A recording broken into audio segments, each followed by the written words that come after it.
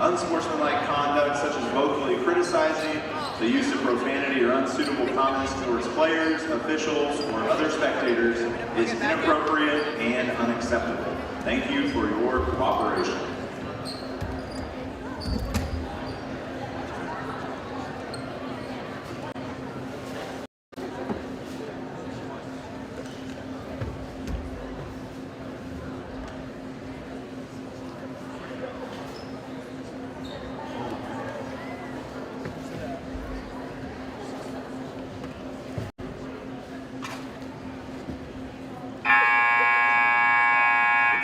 Ladies and gentlemen, good evening and welcome to Caston High School for tonight's junior varsity game between the Triton Lady Trojans and your Caston Lady Comets.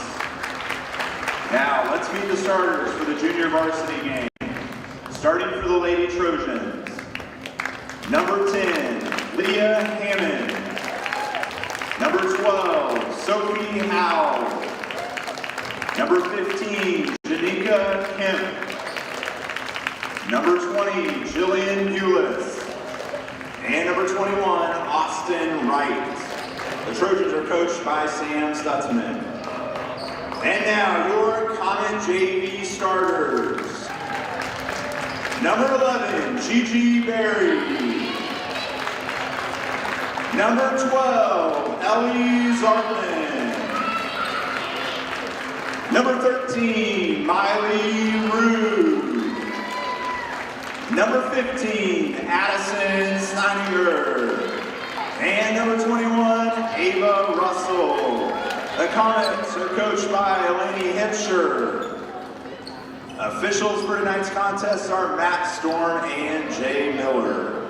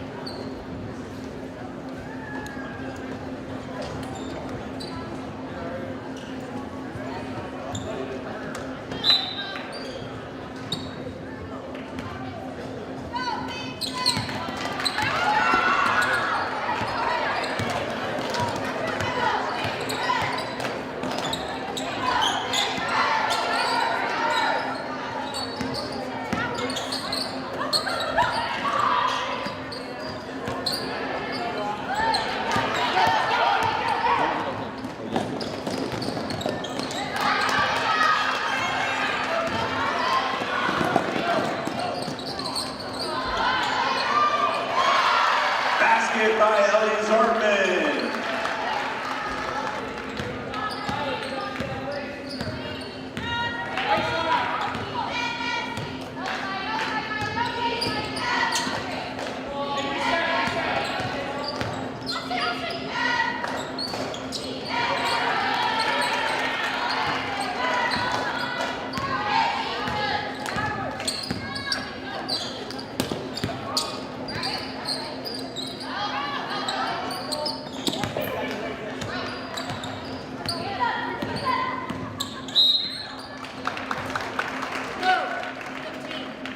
Fouls on number 15, Janika Kemp, her first, team first.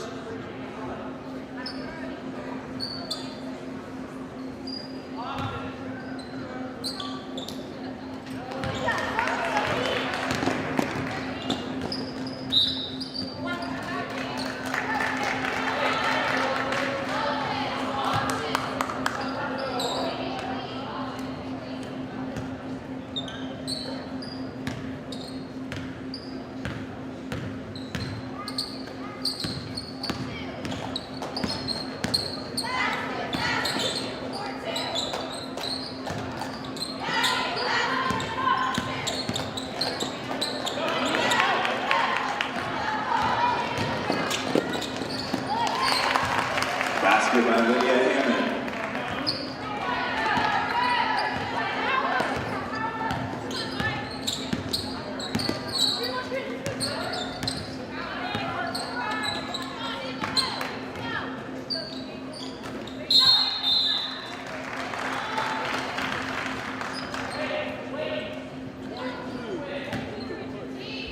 Fouls on number 20, Jillian Goulis, her first, team second.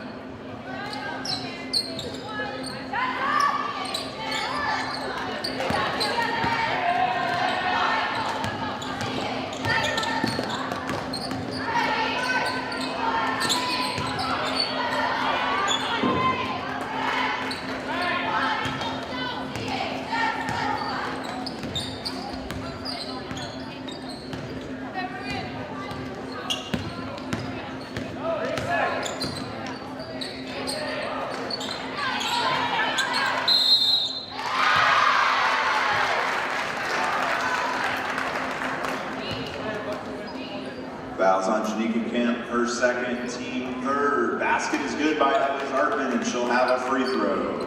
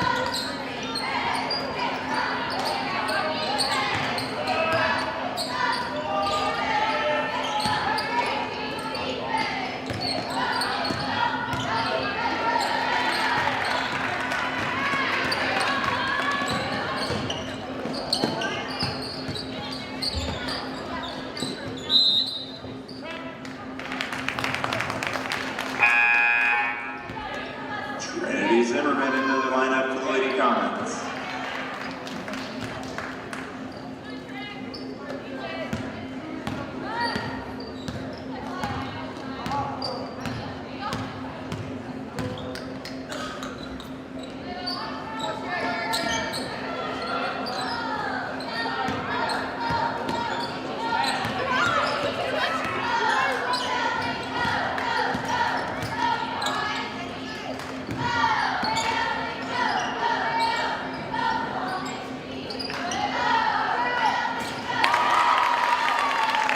Lydia Hammond for three.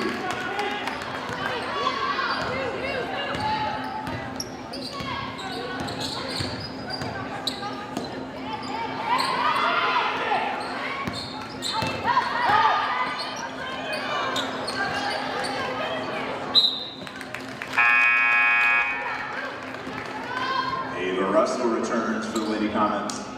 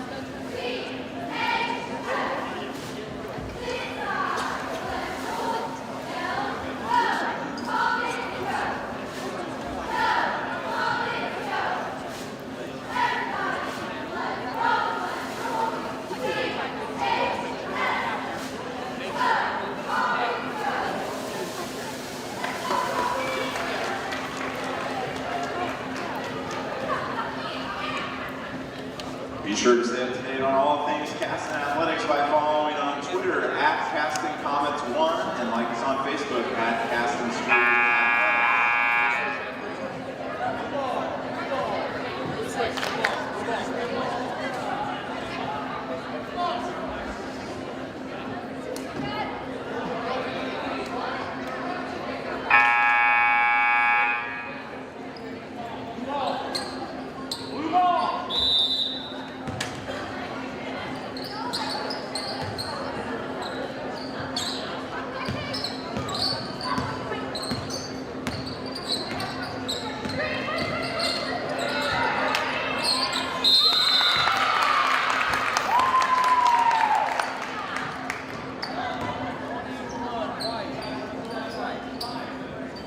Fouls on Ava Russell, her first basket good by Lydia Hammond. She'll shoot one.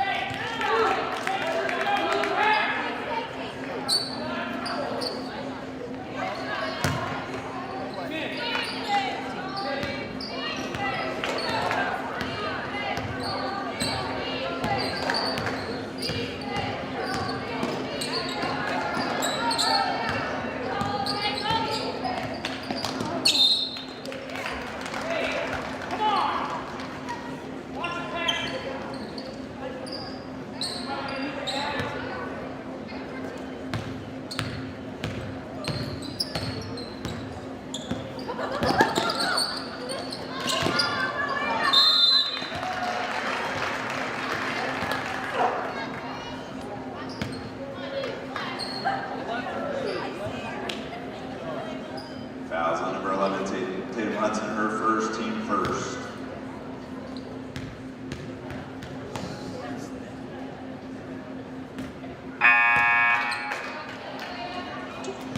Jillian Bulis returns for the Lady Trojans.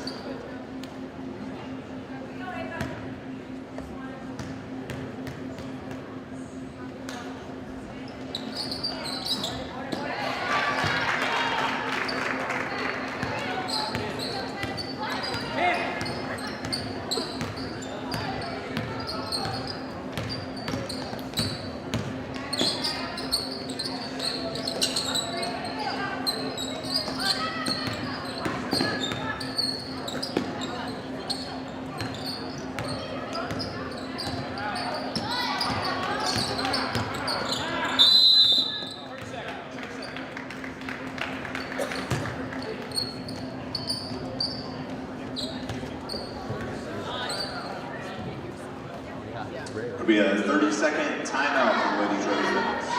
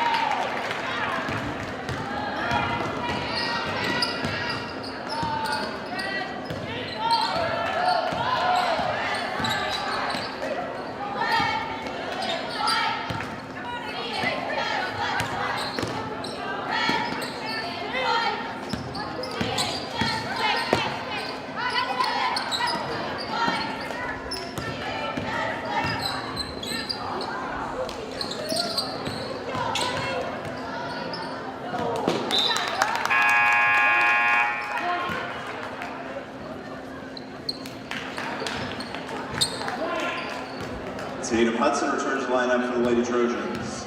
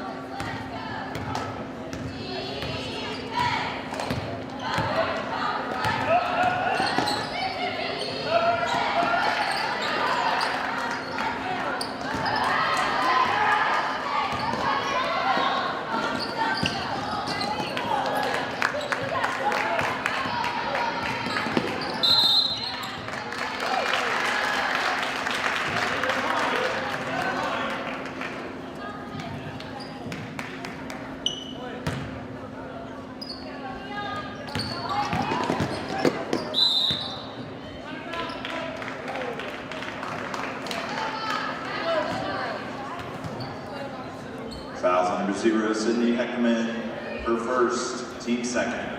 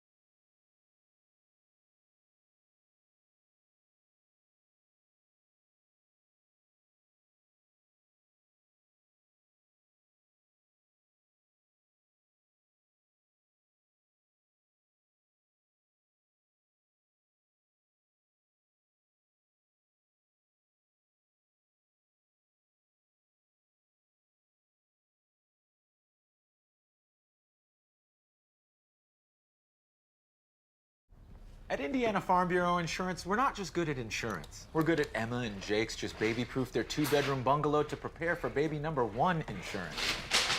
We're good at Madeline and Chance's just gave in and became minivan people to make room for baby number 2 insurance. And we're good at Gabby and Nate's just moved to a house with a bigger backyard to welcome fur baby number 3 insurance. Start with Indiana Farm Bureau Insurance and stop knocking on wood. Some people see a huddle in the locker room. We see a second classroom. Some see a student athlete on the court. We see a future leader in the community. You see, high school sports in Indiana are special. That's because they're about learning and growing, not just winning and losing. Fans, I'm Commissioner Paul Neidig.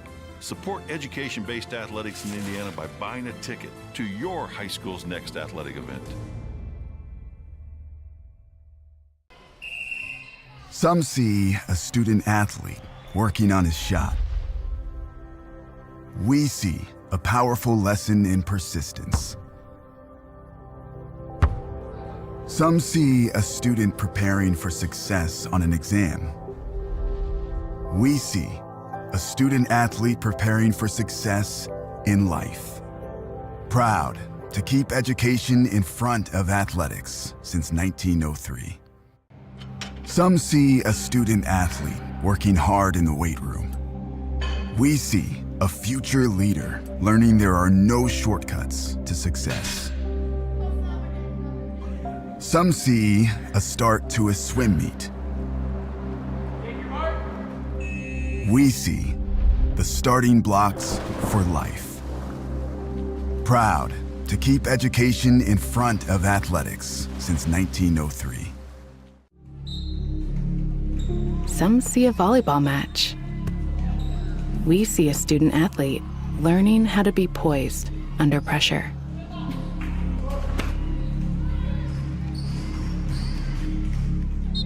Some see a high school football stadium. We see the one place where the whole community comes together.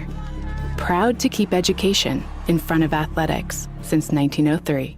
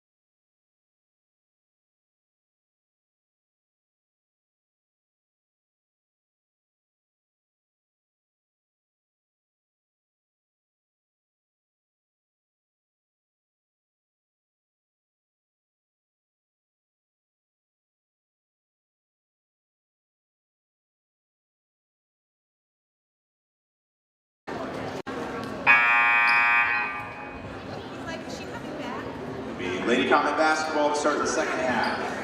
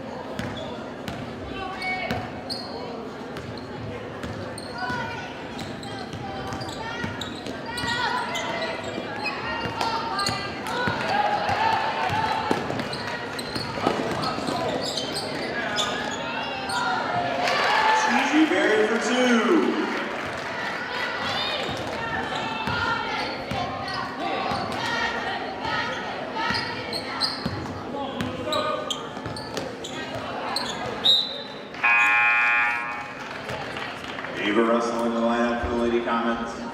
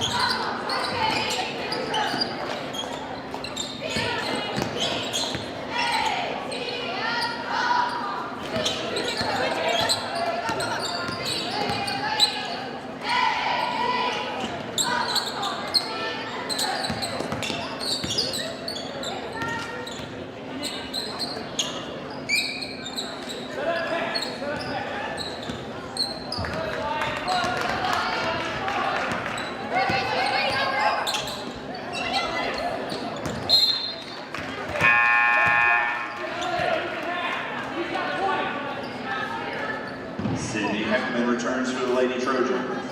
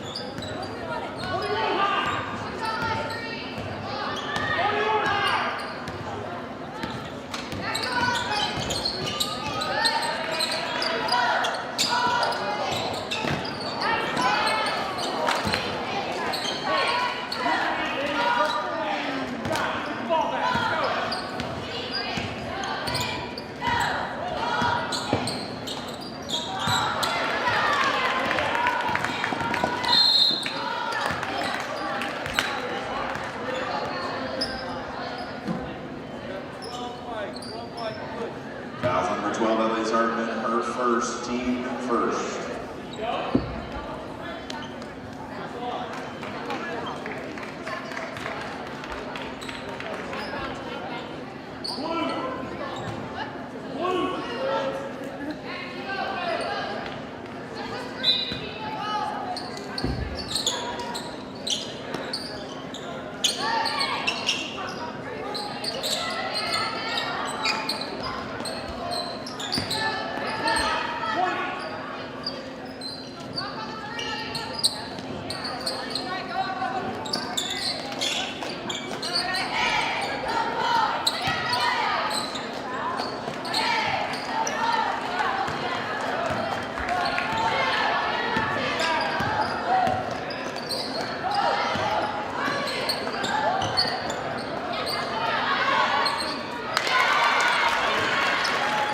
By Natalie Warner.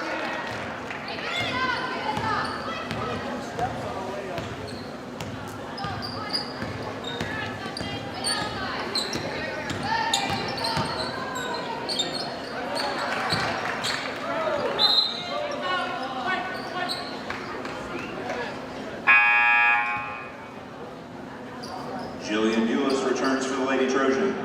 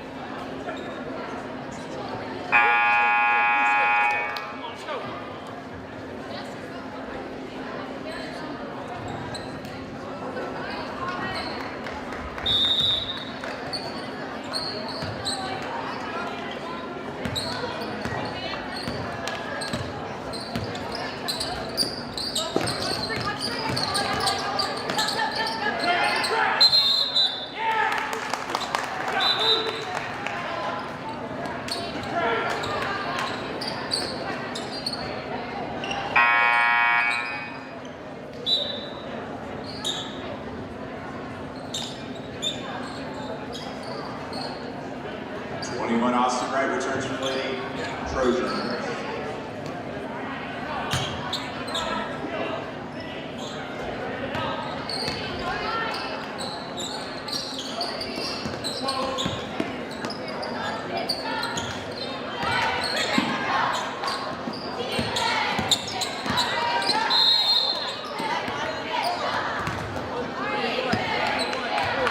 Number 13, Miley Rude, her first.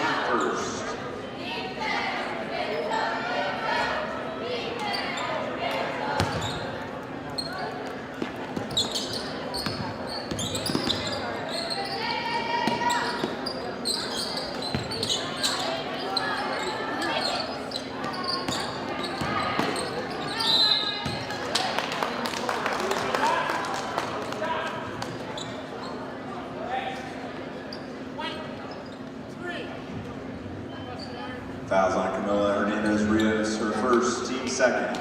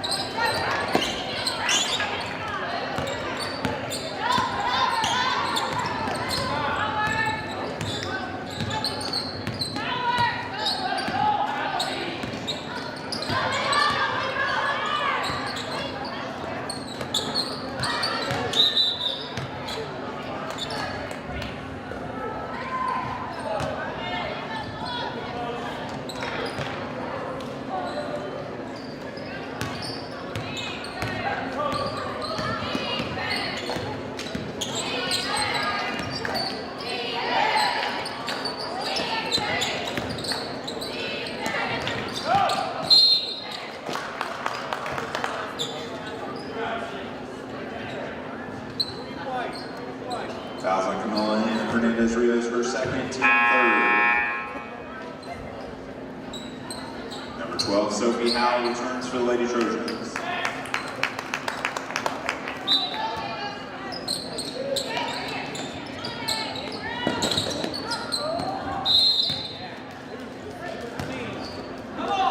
Number 13, Miley Rude, her second, team fourth.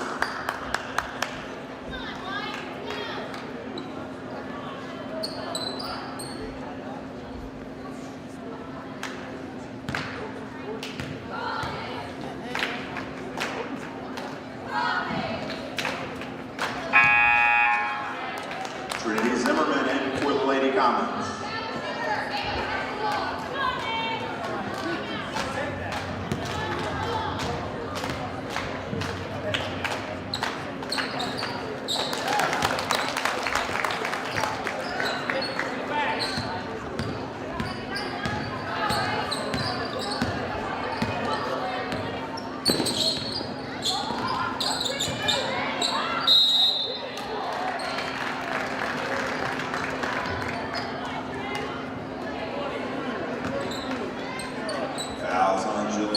Her second, team first.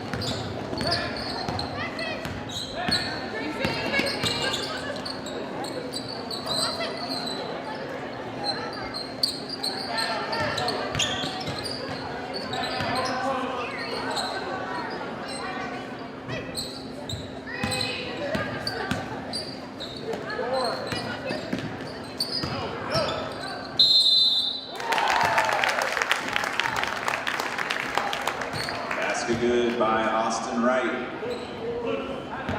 Fouls number 4, Hadley Coffey, her second, team 5th.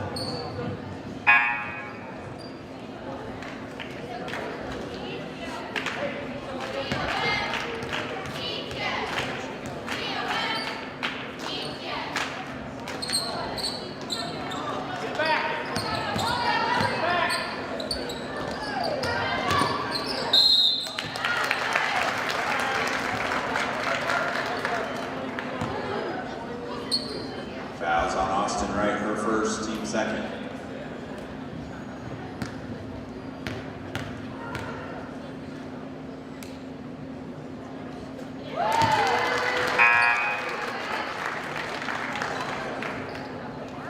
Sydney Heckman and Tatum Hudson return for the Lady Trojans.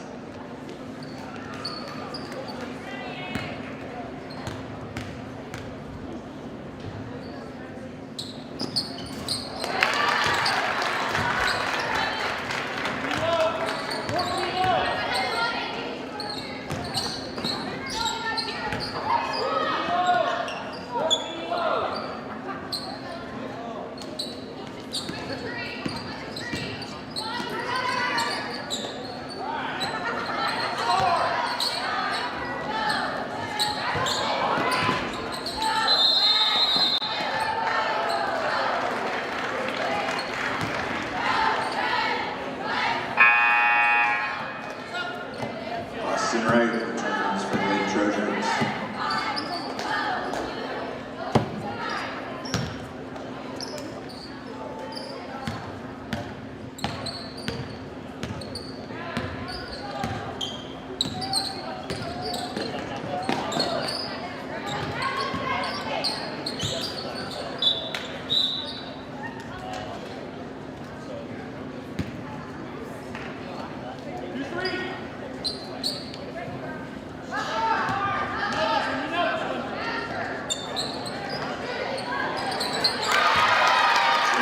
For 2.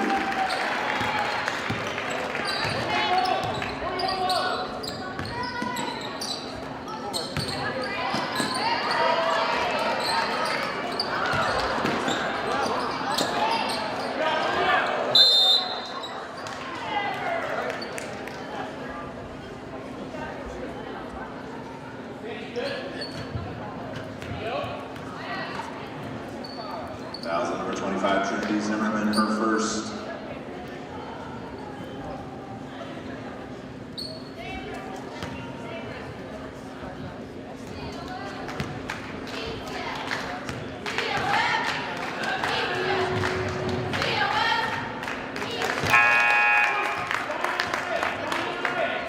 Miley Root returns for the Lady Comets.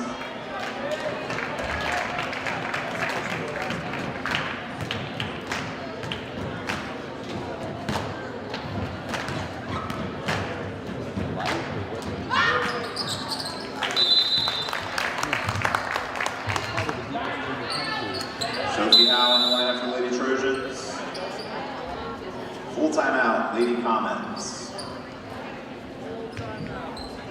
So am I doing stats for boys over JP and Varsity? I don't know yet. When will you know?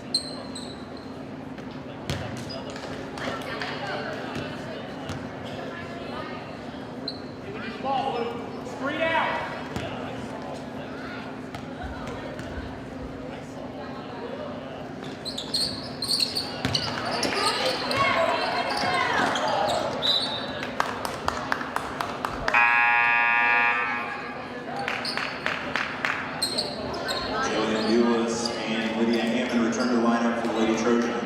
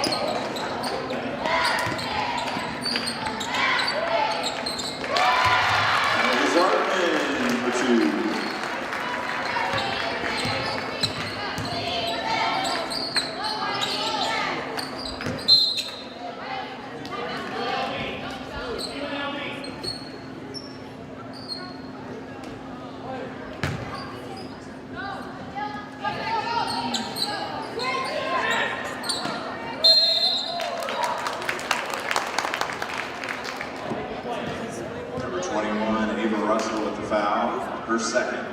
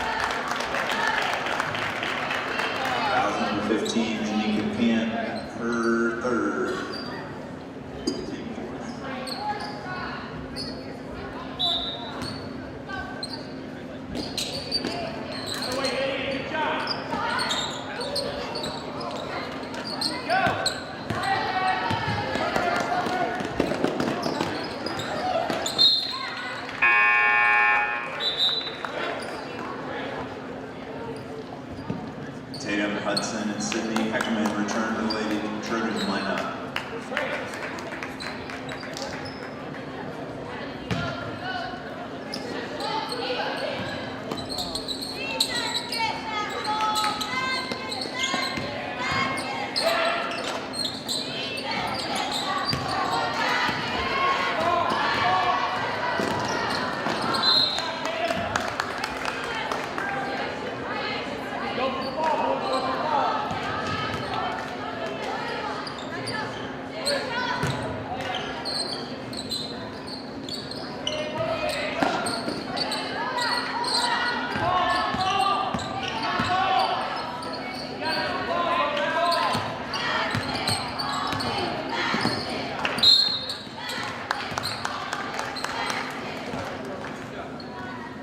Fouls on 0, Sydney Heckman, her second, team fifth.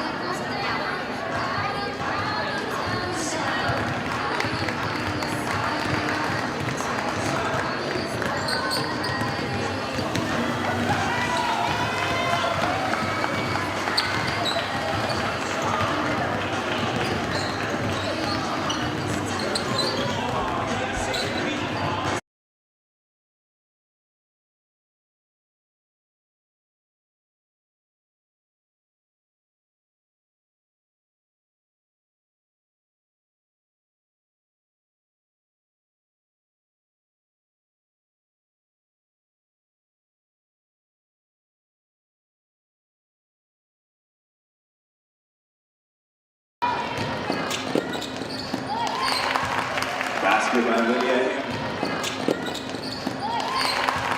Basket by Lydia.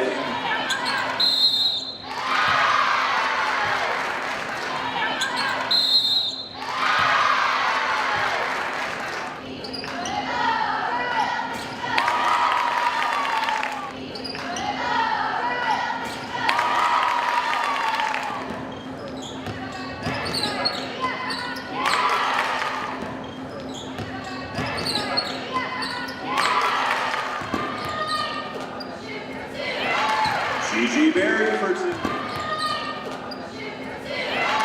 Gigi Berry for two.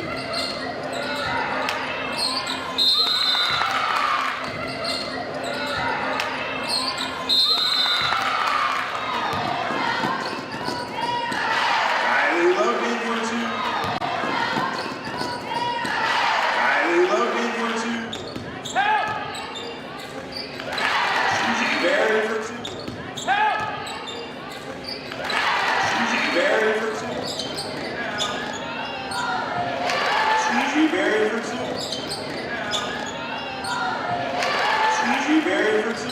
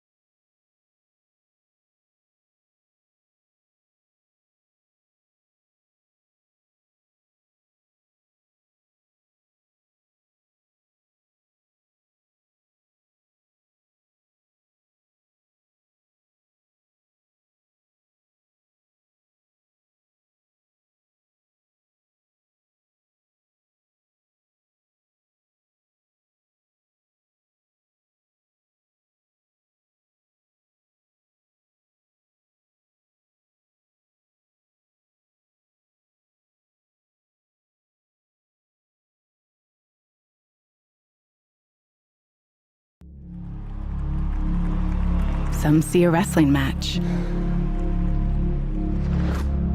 We see a 6-minute lesson in grit.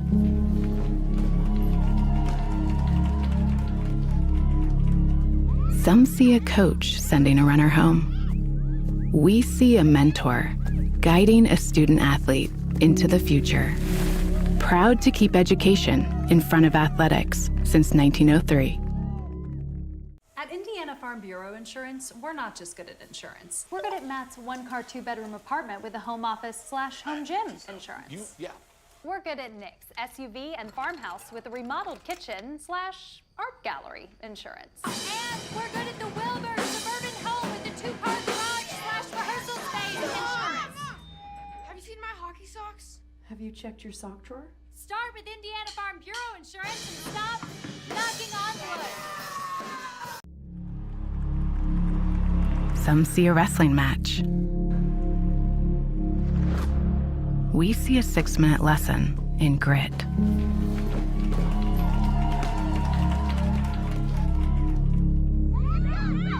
Some see a coach sending a runner home. We see a mentor guiding a student athlete into the future.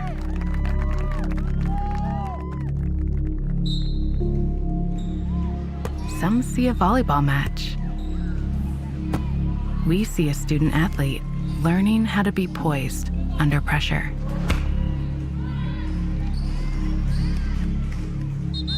Some see a high school football stadium. We see the one place where the whole community comes together. Proud to keep education in front of athletics since 1903.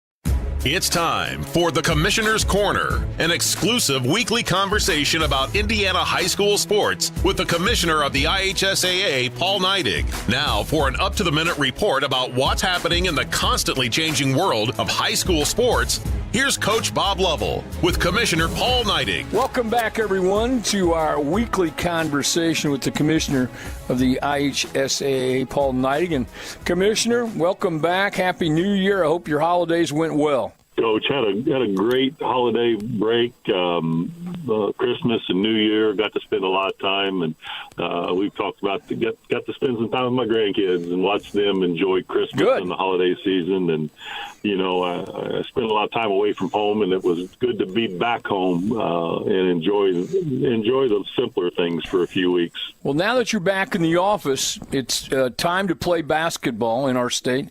So it's getting ready to snow this weekend. So I think it's a harbinger of what's to come because we have tournaments coming up. We'll be playing girls basketball state finals before we know it. So why not bring the snow? You know what? It's going to snow and it's going to rain and the sun will come out and we always figure it out. And, the worst thing that happens is we have to postpone a game or two for a few days while we wait for the weather in Indiana to clear up. Then that's just the way it's going to be. But hopefully the rest of the state can take a little lesson from our friends in the northern half that are used to larger amounts of snow and get this thing cleaned up and get those buses fired up and get them back on the road as quick as we can. But let it snow. We'll enjoy it when it's here. All right, bad weather notwithstanding, we have an historic weekend coming up. The first girls' state finals competition in the history of the IHSAA, as we mentioned, coming up this weekend on Friday. What a great, great day for female student athletes and families in our state. Yeah, this has been coming for quite a while. We've been watching not only nationally, but watching girls wrestling grow in the state of Indiana. And, we had over 1,700 girls wrestling in the state of Indiana last year, and we're well over 2,000 this year. And so this Friday, we're going to have the beginning of the first girls wrestling state championship with the sectional round throughout the state. And just a few short weeks, we'll be at the fairgrounds at the Coliseum, and we'll be celebrating that state championship there.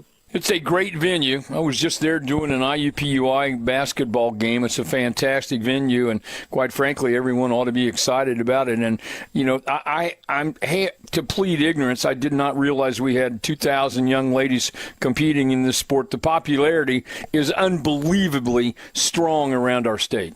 We've tried to provide opportunities and meet the kids where their interests are. And, we've done that with girls wrestling now, and we're doing that with boys volleyball this spring, and girls lacrosse is on the horizon. And while it's not an emerging sport yet, we've seen significant growth in one of our favorite sports in Indiana, which is football. Girls flag football is continuing to grow in our state.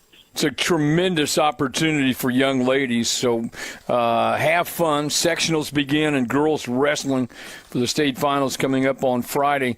Paul, we're back in action this weekend, back in the basketball season for boys and girls. They had great opportunities and were incredibly busy over the holiday season. It just seems to me we continue to have more and more holiday tournament-type action around the state. It does. When we expanded the schedule to 22 games a few years ago, we saw an explosion of holiday tournaments tournaments throughout the state, and it's incredible how many games just happen over this break. And, we still have some tournament action going on into the new year now. A lot of conference tournaments don't play until January. But, Coach, one thing I do want to give a shout-out to the work that you do on your show on Friday and Saturday night, because it's such a great place for fans to tune in and learn what's going on in the state and follow their team and what the scores are around the state. And, nobody does it better than you and your team as people call into the show. And thank you for doing that, because that's part of what promotes what we do. I appreciate the kind words, and I certainly appreciate the promotion. This is, again, another one of our weekly conversations with the Commissioner of the IHSAA, Paul Nidigan. Paul, I'll look forward to doing this again next week. Thanks so much for your time. Thanks for listening to The Commissioner's Corner with IHSAA Commissioner Paul Neidig and Coach Bob Lovell. And thank you for your continued support of the high schools in your community.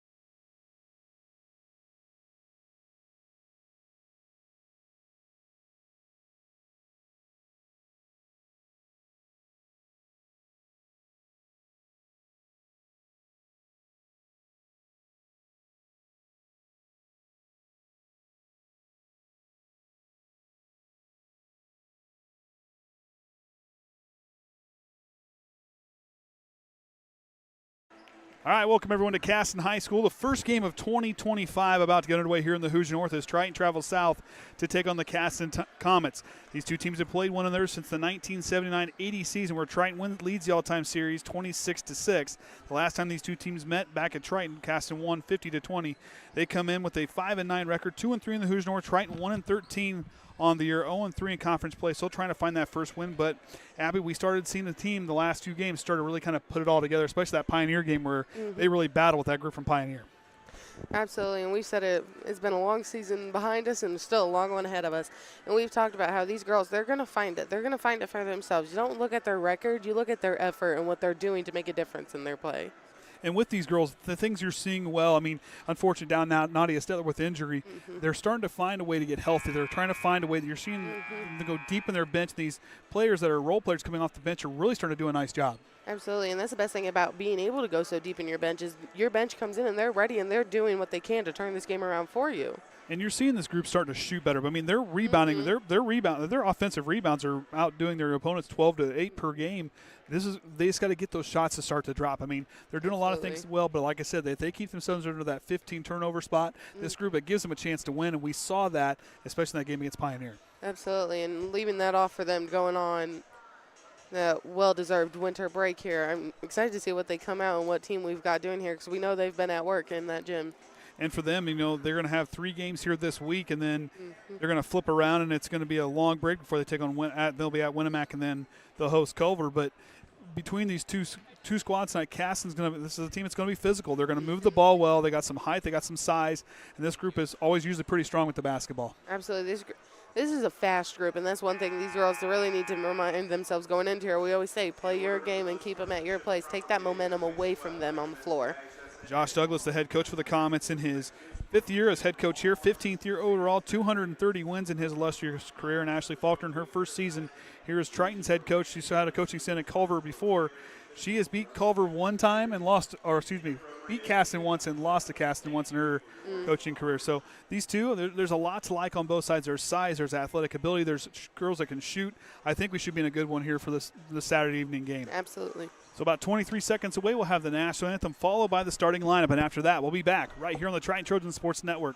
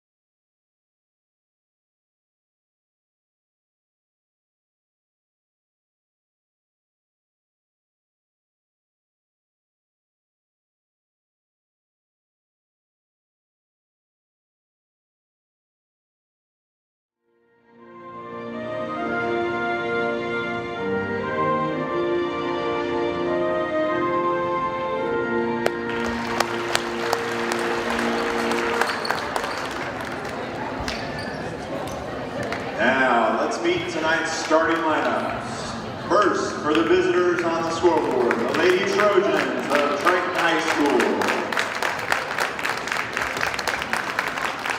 Number 2, Sierra Howley.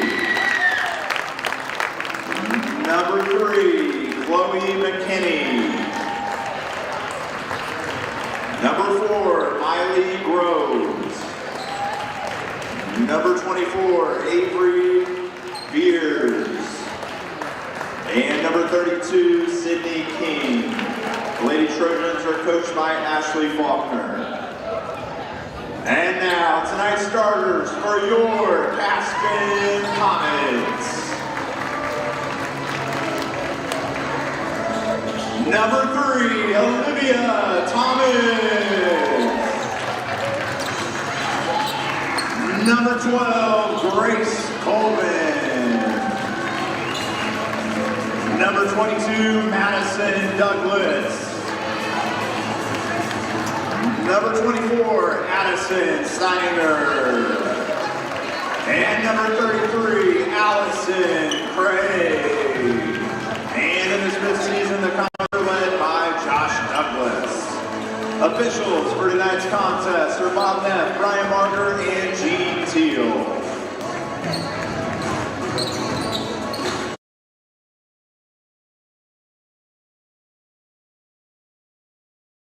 Ready. All right, the starting lineups out there for both sides. As Veers and Craig are ready to settle in. Hi, everybody. Andy O'Hara alongside me here today. Abby Veers, the Hall of Famer Ryan Limler, and Kate running our sideline broadcast camera here for us this evening. We're live on YouTube. Ooh. Said she didn't have all 3 points, so she traveled back, and now she's back on the other side, and the Comets will start with the basketball.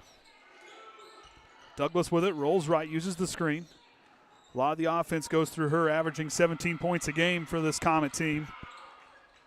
Gets it knocked away from Miley Groves, but she regains control in the corner. Douglas drives the baseline, goes up with the runner, can't drop it in. And rebound as it's taken to the floor there, corralled by Steininger. And Triton gets their first possession. And Triton, a lot of their offense, defensive line, you want to shut down Douglas here today. Like I said, averaging 17 points a game. She leads her team in most of the offensive categories and defensive categories. Absolutely. And if you're Triton, you see that and you know your focus is on her. Shooter, shooter, shooter. But you have to realize they have other girls that are going to step up for them too. So you got to really be all around the floor seeing who it's going to be. Sydney King off the mark, hits the back iron. Rebound there. Belongs to Craig.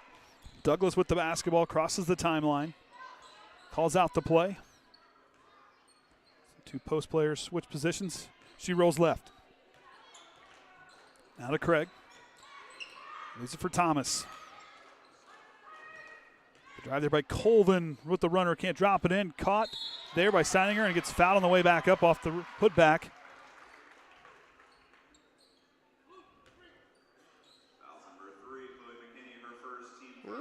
So down Chloe McKinney, her first team's first.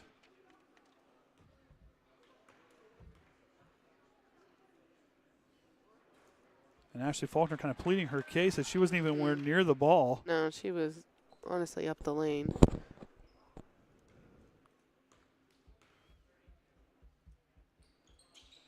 And our first points of the game come off that made basket there on the second free throw. So Caston will start with the opening lead. Holly rolls, now goes to Groves. She'll roll to the right side on the wing, feeds it down to Avery Veers. Low pass goes off the foot of Holly. The players will collide to the floor. Possession over belongs to Triton, so we'll stay right here. And that's one thing with this group. That ball movement's got to be more. You got to be on point because Caston's going to swarm the ball. Absolutely, and with those passes right there, it was a really low pass there for Holly, kind of catching her to get caught up. You want to sit here, you want to make the best passes you can for your teammates. Douglas showing off the active hands, covers up. Jump ball is the call, and the Comets get it back.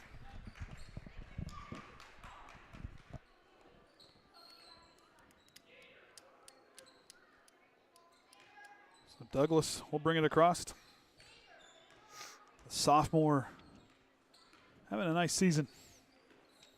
Thomas hands it off to Colvin, bobbled it. Regains control, back to Douglas. She'll drive the lane with the runner and drops it in. First field goal belongs to Douglas. Just like that for Douglas. She's been in that paint already a couple times since this game has started. You see her relentlessness still going at that hole that she saw in that defense up there from Triton. Triton's going to be ready to shoot with this 2-3 zone.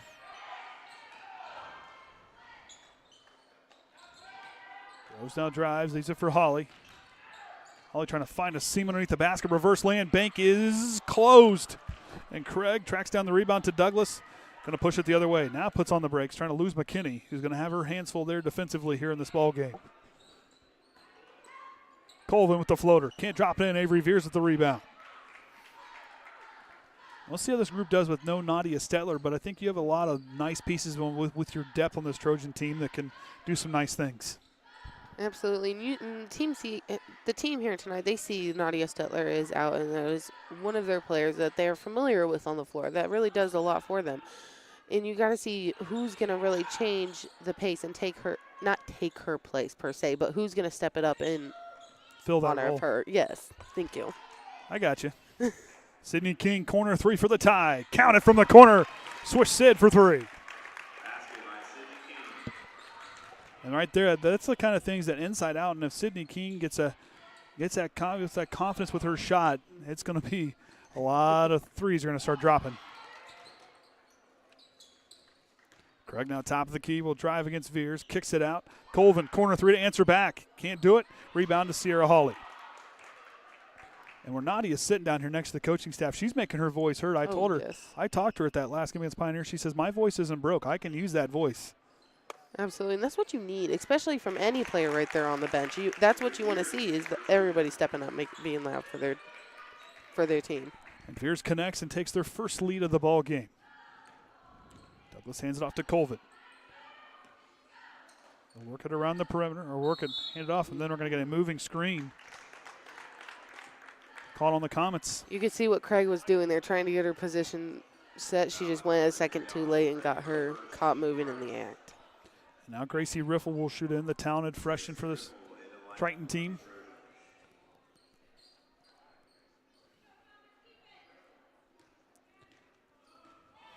Riffle's another one. Look out if she gets warm from beyond the arc. Also very good defensively.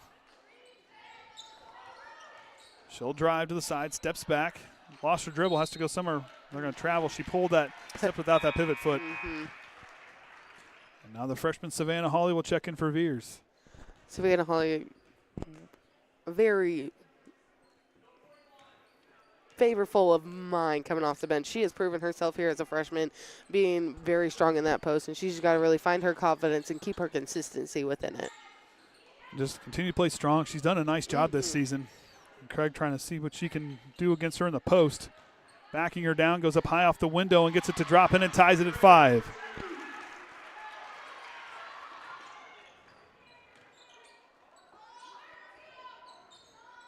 Riffle now with the basketball, hands it off to Hawley. Here's a check-in next dead ball.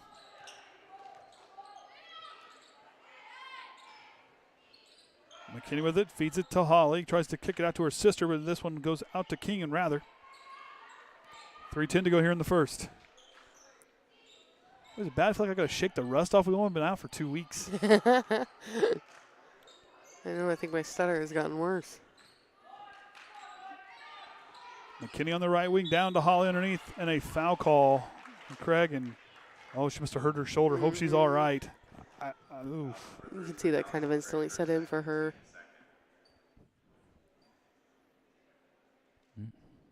Hope she's all right. Mm-hmm.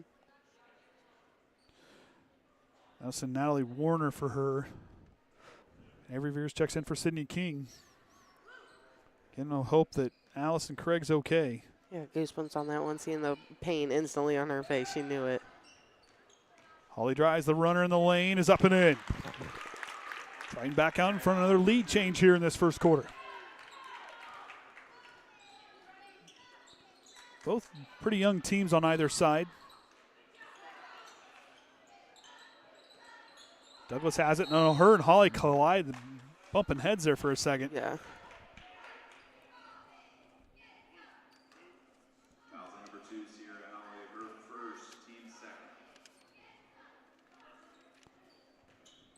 Team's second foul.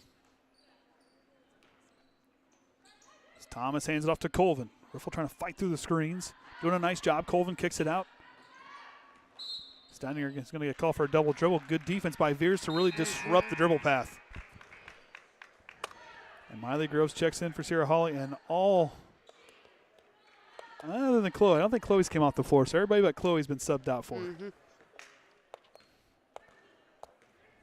Once again, going back to that bench and having that and really keeping your players fresh, being able to have that opportunity. There's players down there also on that JV team that's having a nice year. Mm-hmm. Riffle for 3. Can't connect. Holly saves it and throws it to Miley Groves, who gets tied up, and a jump ball. We're going to go foul call on Colvin, I believe.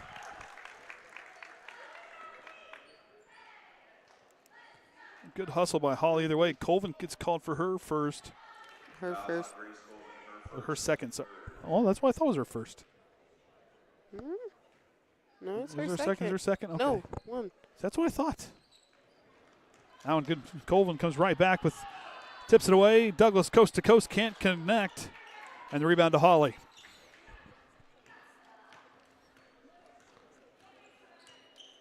That's her first. That's what I thought. I didn't have it. And a foul call again on Caston. Will be their 14th foul. I believe it's back-to-back on Colvin. That puts her with 2. Now she has 2. Now we're caught up. Hernandez Rios checks in for the Comets. Watched her early in the JV contest. She can cover a lot of ground in a hurry. McKinney gets in the corner. 1:45 to go here in the first. Now to Groves by herself. She'll dial a 3. Can't drop it in. It tipped around, and she comes away with the rebound. Holly and Beers right there back-to-back. Holly underneath goes up and gets it partially knocked away there by Warner, and back go the Comets. Down by 2 minutes and a half to go here in the first. Douglas scanning from the wing, wants to screen the top of the key. She gets it. She'll drive the middle. Splits the defenders, throws it up at the basket, up off the top of the backboard. No call. And then a foul call on Triton underneath.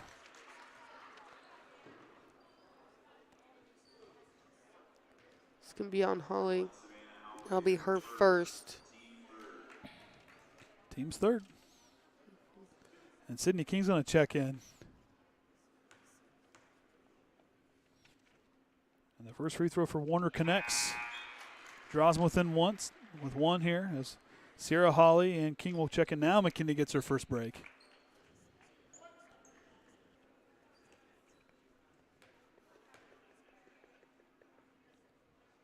Second free throw ties it at 7.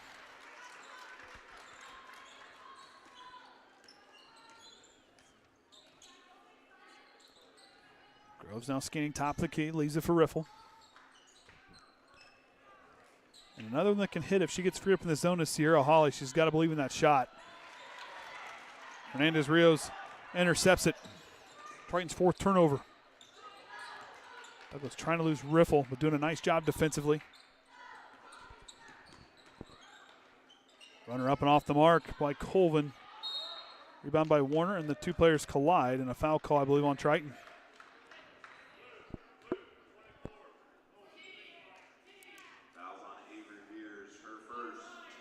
They have us for an extra foul up there.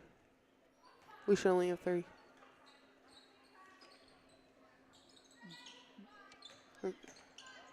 Must.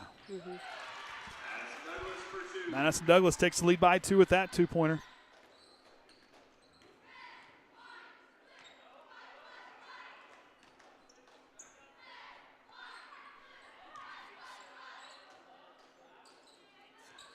Just a King, good inside out movement. Riffle for 3, can't drop it in. Rebound there to Thomas, and Avery Veers fights for it. Jump ball's the call, and Triton hangs on to it. 20 seconds to go. Triton needing a basket on this possession. Now you got a gift here. Got to use it. And Kylie Logan will check in. Colvin gets a break. Grove scanning. Leads it to a cut by Holly and gets it to drop. And one opportunity coming for Sierra Holly.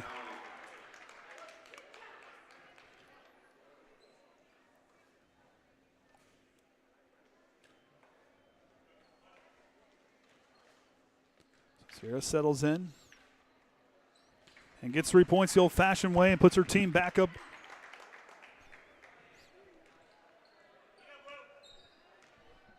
It's not right, I promise you, because I'm sitting here going through this. They were down 2, right? 2, 4, 6, 8, 9, 10. That's what I thought it was 10. Caston should have 10. Holly heaves down at the buzzer, does not connect. It should be 10. We should be up 10-9. Yeah. I think there's missing a point up on there. No. There they get it. Now they got it. We're getting it added. Okay, so now we get it figured out. So we'll take a break, and we'll be back here for the second quarter right after this.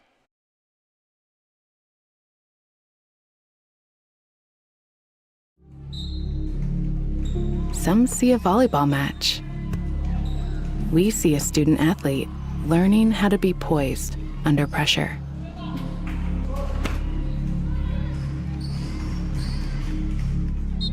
Some see a high school football stadium. We see the one place where the whole community comes together. Proud to keep education in front of athletics since 1903.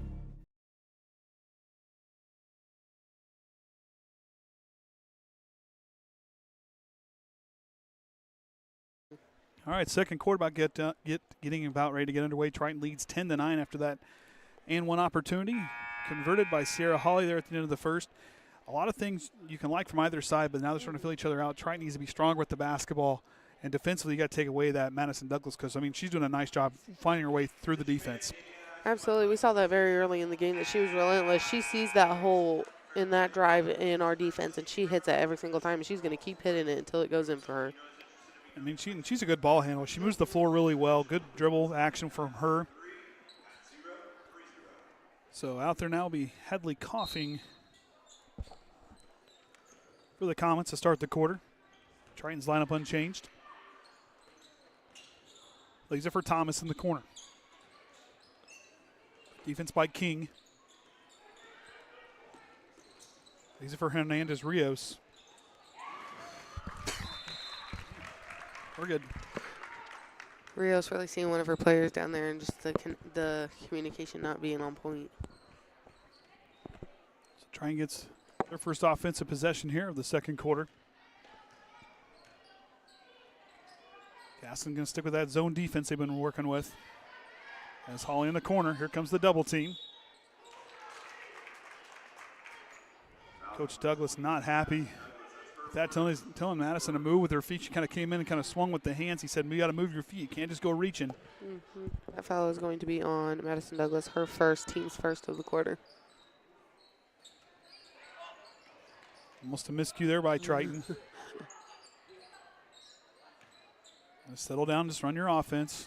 As Riffle runs the baseline. It's to the corner, now to Groves, top of the key. She'll work it down to King. Too low of a pass, but a kick ball call by the far official. And he'll stay right here with Triton. Now, was that an intentional kick? I mean, you look at kick ball. I mean, it's Emma Hepler. I mean, if you want to look what a real kicked ball is. Riffle deep two from the corner. Connects. The assist to Avery Veers.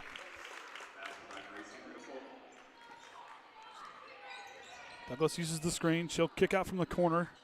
Out to the corner to Hernandez Rios. Coughing. Up on top to Hernandez Rios. Fakes the pass, but she'll travel. Enough of a hesitation there. Took that pass away as Chloe McKinney checks in for Miley Groves. Good defense right there by Sierra Holly to really cause that or force that turnover for the Comets.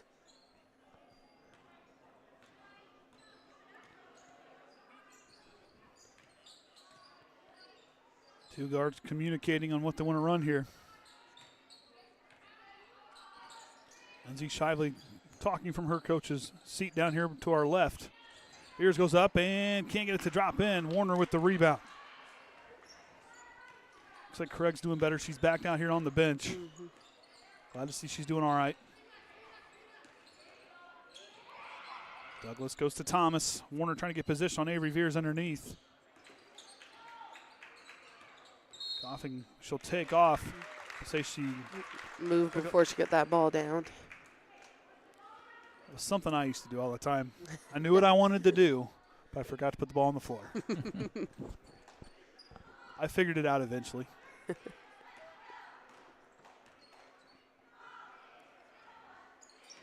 About did the same thing.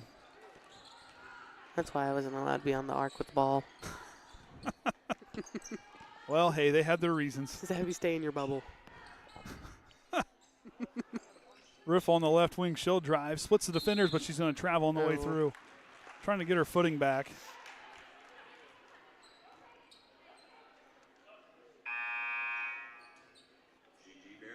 Gigi Berry will check in.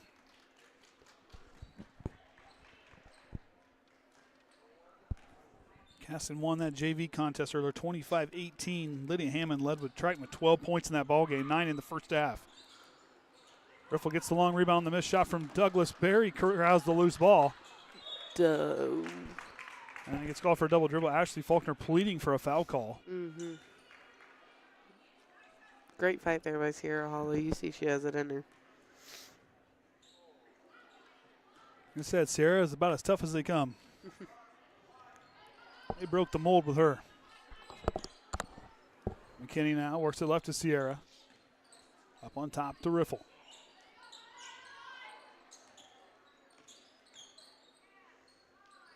Riffle now on the left side. Goes to McKinney. Tries to be patient with her approach. Just got to stay patient with your approach, especially with zone defense. Just let the offense open up. This Comet team doing a very good job pushing Triton outside their comfort zone, keeping them beyond the arc, not really seeing those, not really comfort zone, but not taking away those post players where Triton can usually utilize it, really taking away that spot for them, pushing them out. Inside out Riffle again for three. Can't drop it in. King tips it and it goes. Oh, they're going to say it went off the hand of Coughing, so it's going to stay here. Steininger checks back in, so will Savannah Holly. She's checking for Avery Veer, so the post players continuing to rotate for the Trojans.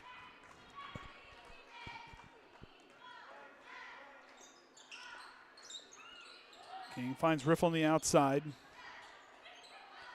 King calling for it, has a look. She'll try a three. Oh, can't drop it in.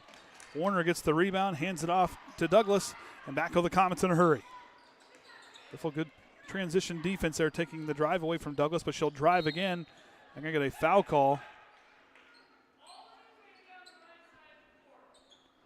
And that's what Douglas is saying. He's like, you know, that kind of took it away from Douglas, a chance to move the ball where she wanted it to, because everybody was off to that one side. When you're coming down in transition, you have to fill your lanes and find a way to, you got to place yourself so you can spread things out and spread the defense out. That'll open out your drive to the lane. Absolutely. And that's one thing we see Ashley and the Triton girls really trying to do is you want to see them spread out. You want to see that spread out, like you said, opening up those lanes for them. Douglas off the mark. Holly gets the rebound. Back go the Trojans. Still clinging to that three-point lead. Goes to Riffle.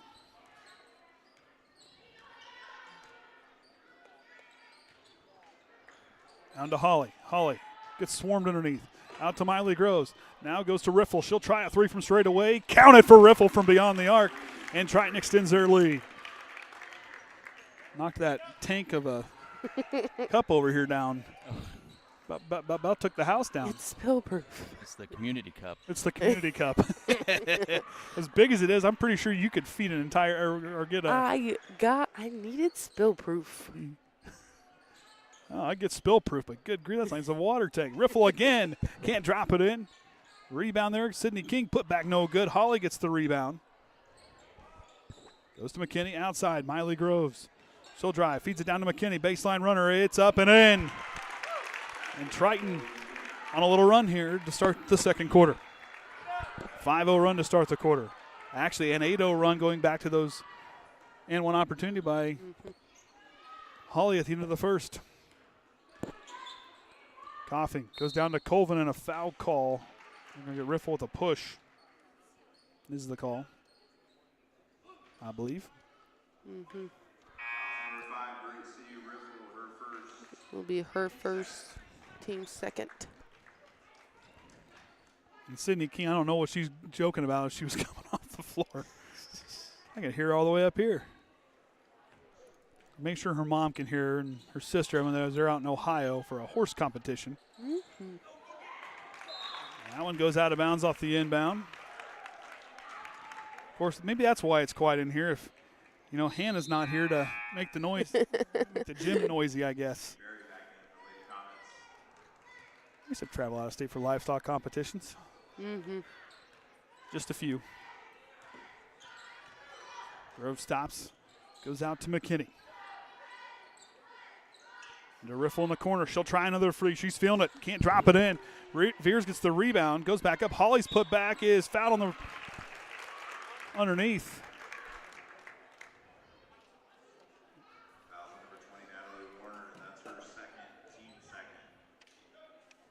So the foul's going to be on Warner. Her second, team second. That was Triton's second free throw attempt. Could not quite correct. Been there earlier.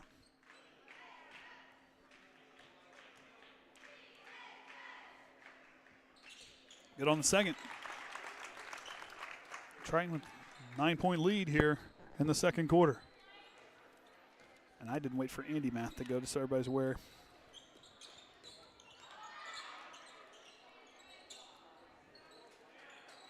Oh, Warner rips away the defensive rebound from Holly. He gets fouled on the putback by Veers. Veers is second, and Cindy King most likely comes in on behalf of her. And that's where Ashli Faulkner kind of looked at the time on the score clock as Warner connects. She's like, do I send her in? I don't think she wanted that foul. Not that anybody ever wants a foul. Warner again tickles the twine on the second. Perfect trip for her from the free throw line. Cuts the lead. Now to Holly underneath. Here comes the double team. Tries to fire through the defenders, but lost it out of bounds. And Ashli Faulkner pleading for a foul. Douglas will check in a hurry for Barry. Well, I'm glad I had you down, write players' names down. Caden did this. I can never read what's on here. I got a little bit of chicken scratch because I'm like, oh my goodness, there's a lot. I had to keep going. I was trying to speed it up. Thomas, baseline jumper, no good. Holly gets the rebound and pushes Chloe out of the way with her elbow. Same team, guys, same team. Sydney King in the corner. Out to Groves. As Riffle open on the left side. Groves now lost her dribble. Goes to McKinney. 2 minutes to go here before halftime. Triton by 7. Down to Holly in the low block. Battling with Steininger. Out to McKinney. Leads it down to King. Now to Riffle. To Grove. She'll drive the middle of the lane. Goes up and gets fouled.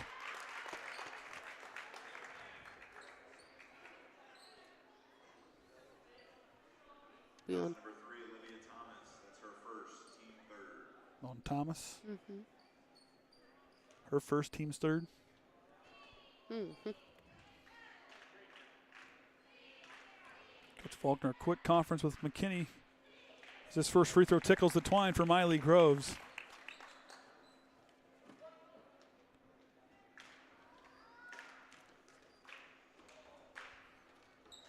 Groves off the mark, no good. Tipped around. Thomas with the rebound. Goes to Douglas. Douglas with the ball fake. Uses the screen. Try and stand with their man defense. Colvin feeds it to Steininger, who works to the top of the key. Goes to Colvin. Now to Thomas underneath. Has a size match. Fadeaway jumper, no good. Put back by Douglas is good.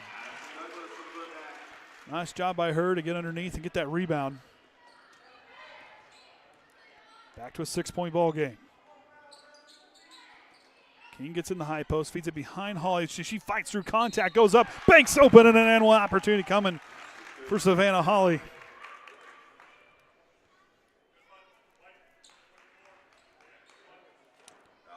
Steininger is going to get called for the foul, her first, team's fourth.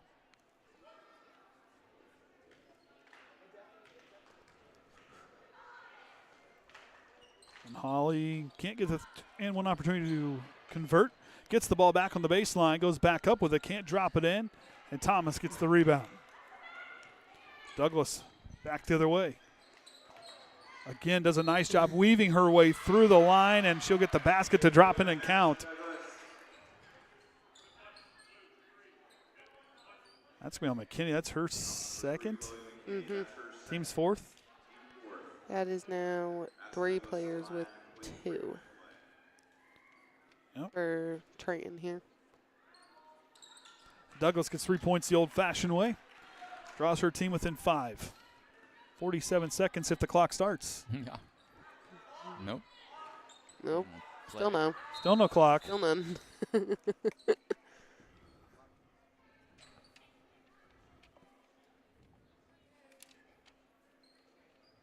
At least 40.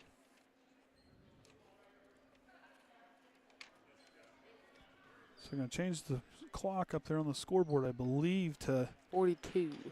Take a few seconds off the clock. So both teams taking advantage of the stoppage in play to bring some subs in. Janika Kemp out there for Triton. For Chloe McKinney. Ooh, riffle close to that. That always makes me nervous when they get close to that. Always makes me nervous. Might make Kenny more nervous than me. Groves drives, gets good double team by Caston underneath. Feeds it to Holly, and a timeout, and a 30-second timeout by Coach Faulkner. Be our first time out of the ball game. You gonna make it over there? I benched my finger really hard on the clipboard on accident, and it burns. It's a plastic clipboard. How did you hurt yourself? I've been playing with this. It's a fidget toy. Yeah, my finger got stuck.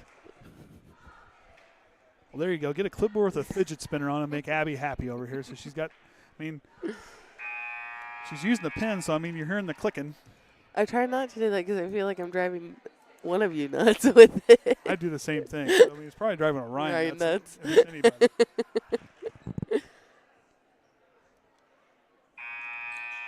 Oh, Mr. Sichter does it at school board meetings, too. Maybe that's where I get it from. I'm going to work with him for when I did. Janika Kemp gets to the inbound. Triton works it around. Groves with the up fake. Pull-up jumper from the free throw line. She's found the act of shooting and goes back to the line for two. So it'll be on Coughing. Her fourth. Her first team's fifth. It's the first time we were in the bonus for the game. Groves off the mark. No good on the first.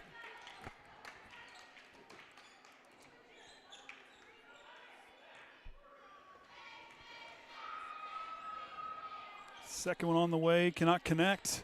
Douglas tracks it down, 23 seconds to go here. Caston going to hold for the final shot.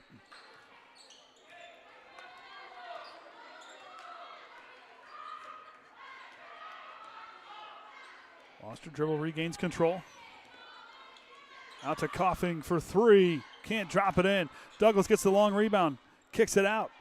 Jumper from Barry is up, no good. Rebound Sydney King, and that's going to do it for the first half. Triton leads 21-6. Or 21-16 rather. My goodness. Look, it's the first game of the 2025. We're not talking right today. Well, Ryan's over there. We'll let him read the. No, I can't read them because they're too small. Okay, who you got up first there?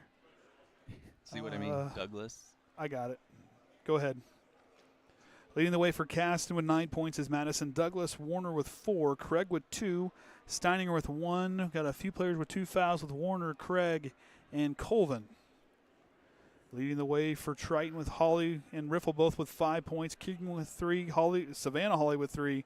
Chloe McKinney, Avery Veers with a pair of baskets for either one of those two. And Groves with 1 point. And 3 players with 2 fouls with Veers, McKinney, and Sierra Holly. Team stats. Triton shooting 30% from the field. 22. Oh my goodness, I can't read that. 22% from the 3-point line. Triton 3 of 8 from the free throw line. 6 of 9 for the Comets. They have not quite got a 3-point basket to drop. Triton leading the rebound battle 16-15.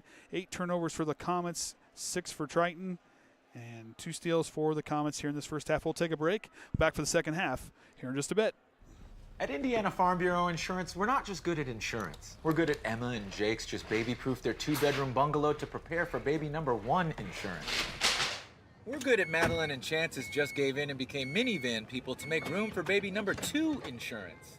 And we're good at Gabby and Nate's just moved to a house with a bigger backyard to welcome fur baby number 3 insurance.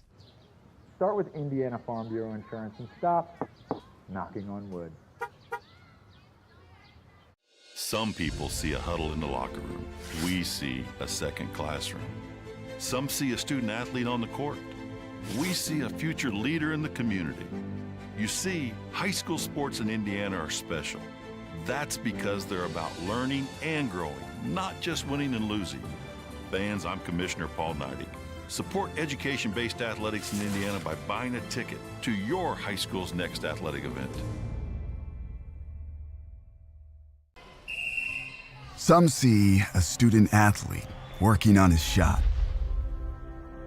We see a powerful lesson in persistence. Some see a student preparing for success on an exam. We see a student athlete preparing for success in life. Proud to keep education in front of athletics since 1903. Some see a student athlete working on his shot. We see a powerful lesson in persistence. Some see a student preparing for success on an exam. We see a student athlete preparing for success in life. Some see a student athlete working hard in the weight room. We see a future leader learning there are no shortcuts to success. Some see a start to a swim meet. We see the starting blocks for life. Proud to keep education in front of athletics since 1903. Some see a student athlete working hard in the weight room. We see a future leader learning there are no shortcuts to success. Some see a start to a swim meet. We see the starting blocks for life. Proud to keep education in front of athletics since 1903. Some see a volleyball match. We see a student athlete learning how to be poised under pressure.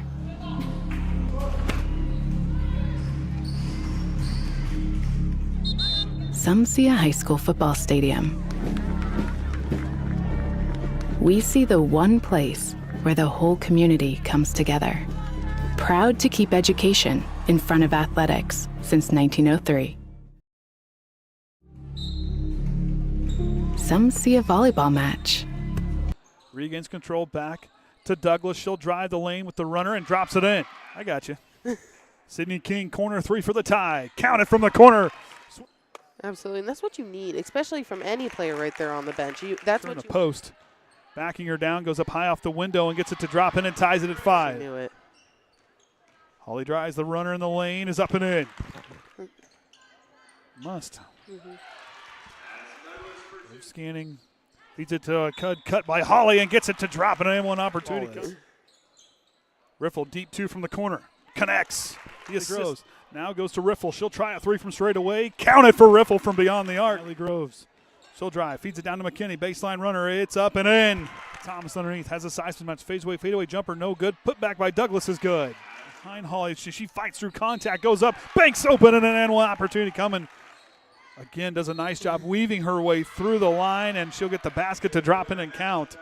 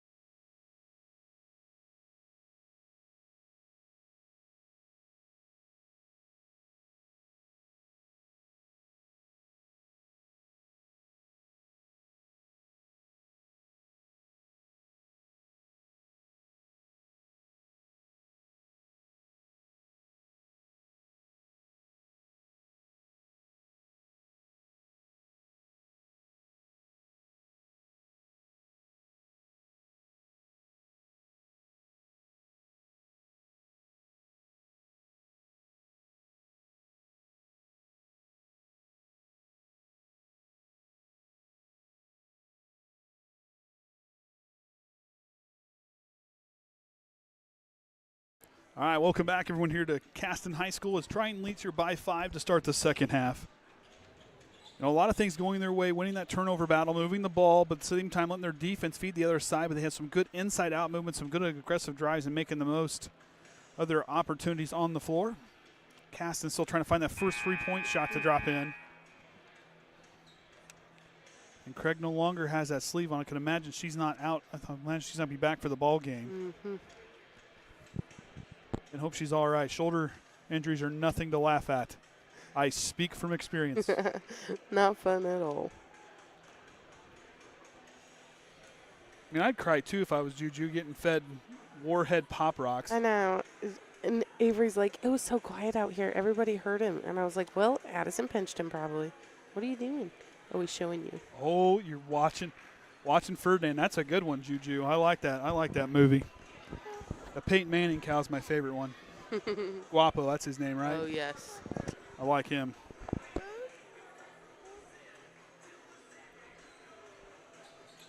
All right, so second half about to get underway. Triton will start with the basketball.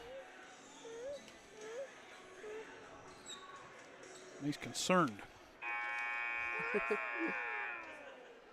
All right, so Riffle, Hawley, McKinney, King, and Veers, the 5 out there. Addison. He's just happy to show everybody he's watching. He's okay. He's okay. Playing show and tell. And a first foul call will be quickly here on Caston. It's going to be on Warner. That'll be her first thing this. So Steiner comes quickly in, and that's a big loss for Caston. That's a big loss for them early there with 3 fouls now with Warner, who's been a very tough post player underneath and has done a nice job at the free throw line here in this ball game. Groves on the outside up top of the key. Works it to Hawley. Sierra stops there, hands it right back to Miley. Figures trying to get position at the free throw line. They're in the high post. Trying patient, trying to lead it down a little too strong. King tries to save it. Douglas has the basketball. She has numbers the other way. Feeds it to Coughing. Back to Douglas in the corner. Thomas calling for top of the key. Colvin, deep 2 on the way. Count it. Makes it a 1 possession ball game. They get that first basket here, the second. And Triton here, you're coming out in this third quarter. There is a love-hate relationship with this quarter. And right here, right now, you want to see these girls grow. Make this third quarter your shining quarter like you can and like you know you're capable of. Got the three-pointer taken away. Now goes to Veer's side of the lane, goes up with it, and gets the friendly roll and answers right back with a two-pointer of her own. Douglas leads it to Colvin. She'll set the play in motion. Douglas. Coach Josh Douglas making the offensive play call from his coach's box. Pull-up jumper from the elbow, blocked by Veers. Hawley comes away with the ball. Sierra back the other way. On the left wing, goes on top to Groves. Outside, Sydney King tries the 3. Can't hit that one off the back iron. McKinney with the rebound, caught on the baseline, works underneath, feeds it out to Miley Groves. Good recovery, Veers now underneath. Stops there, throws it away. King left early, and it's going to go all the way down, and Caston will inbound from their own baseline. If you're Triton right here coming out in this third quarter here, you see Caston's coming out. They know they picked you apart in that locker room. They came out here with the plan, and they knew what they came out here to do. With Triton here, you got to figure out how to answer back. How do you answer back to that fast plays aggressiveness? You have to counter them. And like you said, you got to keep it their game. Douglas with a reverse land. Good feed, good attempt there. Banks open, cuts the lead back to 3. Trying at the lead there in the first quarter and hasn't looked back thus far. Veers down the side of the lane, backing down, pull-up jumper, short of the mark, doesn't quite catch the rim. Sydney King gets the offensive rebound. Putback is up off the window, no good. Rebound by Veers underneath. And here comes the jump ball call, and Caston gets the basketball.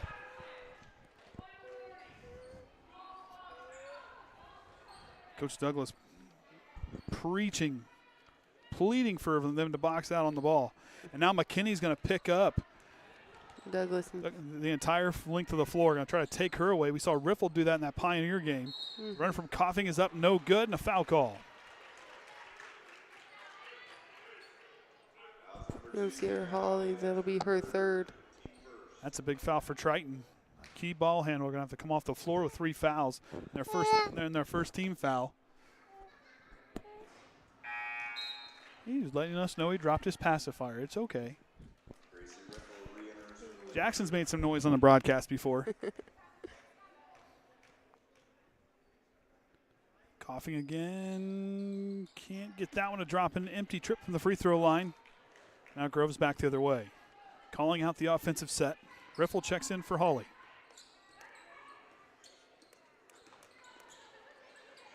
Douglas some nice defense and then gets called for the foul. Be her second. Team second. Miley Grove showing her strength there against Douglas. Ball handle and all. Miley's good ball handler, tough. Riffle gets it in the backcourt. Oh, lost her dribble. Tries to lead it. Groves tries to get it, but lost it out of bounds. Caston takes over off the turnover. Triton was leading that turnover battle with putting up 2 turnovers here in the second half. Just ties them with Caston on the game. Steininger underneath, blocked again by Avery Veers, gets her second block of the ball game. Good defensive play underneath by her. We'll try and lose Colvin. Leaves it for McKinney. Down to Veers underneath. Veers sees a seam, goes up, draws the foul, and goes to the line for 2. See the foul calls on here. I believe it's going to be on Steininger, I believe.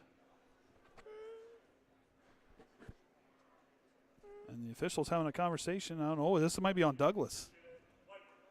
Well, that's going to be on 24th to be a Steininger. They were looking over towards Douglas. It was like, the number's right there, guys. Veers connects, tickles the twine on the first. And Craig back in the ball game. Look at the toughness from that young lady. Good to see her back. Key post player for this Caston team. Absolutely. And Veers drops it in the bucket on the second one. So Caston, we'll see how Craig, again, knows how to play offensively and defensively underneath the basket. Chloe McKinney going in tough there against Douglas, against that full court, really doing her job, holding her down. That'll be her 3rd foul. Mm-hmm.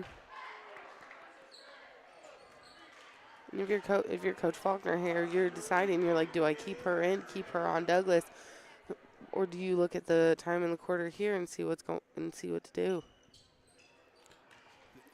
Off the mark on the N1 opportunity for Douglas.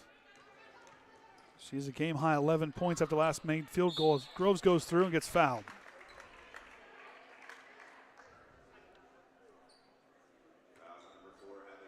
So Coughing second, team's 4th. Already here in this 3rd quarter.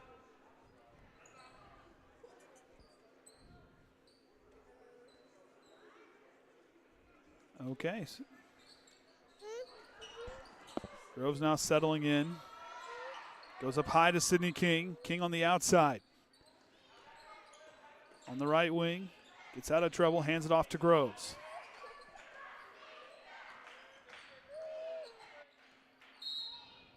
And double dribbles the call, and the Comets take back over. So trying to turn up the pressure in the full court now. I like this move from Ashli Faulkner. Trying to guard in the full court. Trying to apply some pressure, trying to hang on to that 3-point lead. We know how tough these girls are defensively, and really is a great play by Ashli Faulkner because she knows the skills they have and the toughness to stick with this Caston team. Douglas cuts it to 1 with her 13th point on that nice scoop and score. Out to McKinney, up on top to Groves. It's been a little while since Triton's hit a field goal. Down to Veers underneath. Goes to McKinney. Now goes to King. Back down to Veers underneath. Kicks out. Miley Groves good inside out for 3. Can't drop it in. Didn't quite catch the rim. Out of bounds it goes. Caston gets the ball, and Lydia Hammond coming in. She was one I was thinking I'd like to see out here on the floor. Has been outstanding in her time this season playing JV.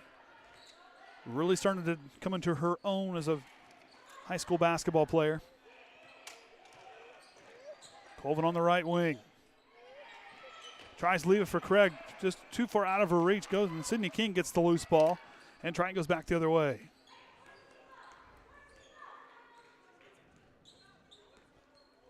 Groves now rolls left. Stops on the wing. Inside, up, out to Riffle. Deep 2 on the way. Off the front iron, no good. Put back by Veers, no good, and she's fouled on the putback. We'll see who the foul's on. And it's going to be on Douglas. That'll be her 3rd, team's 5th.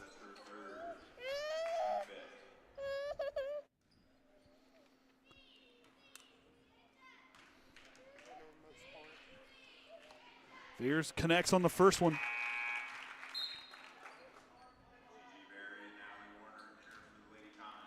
It's late on a Saturday. It depends if I might be cranky too if I didn't get mine. I'm probably going to bed when I get home. It ain't gonna be very long before I get there. We'll see. Veers again off the mark. Craig with the rebound. So 2-point ball game, 2:45 to go here in the 3rd. Colvin side of the lane with the left hand up, banks open, and a foul call, and they have a chance to take the lead here from the free throw line. Foul's going to be on Miley Groves. That's her first foul, team's 3rd. So Colvin goes to the line. Has not been there thus far. Team shooting 6 of 12. And takes the lead there on that and 1 to convert. And the Comets will take their first timeout. It'll be a full timeout. Of course, if you caught there during halftime, apparently we had a little entertainment. Yeah. The JV girls between Sophie and Savannah, and it looks like we had, I believe Austin got involved as well down there, and they realized the camera was on, so gave us a good laugh.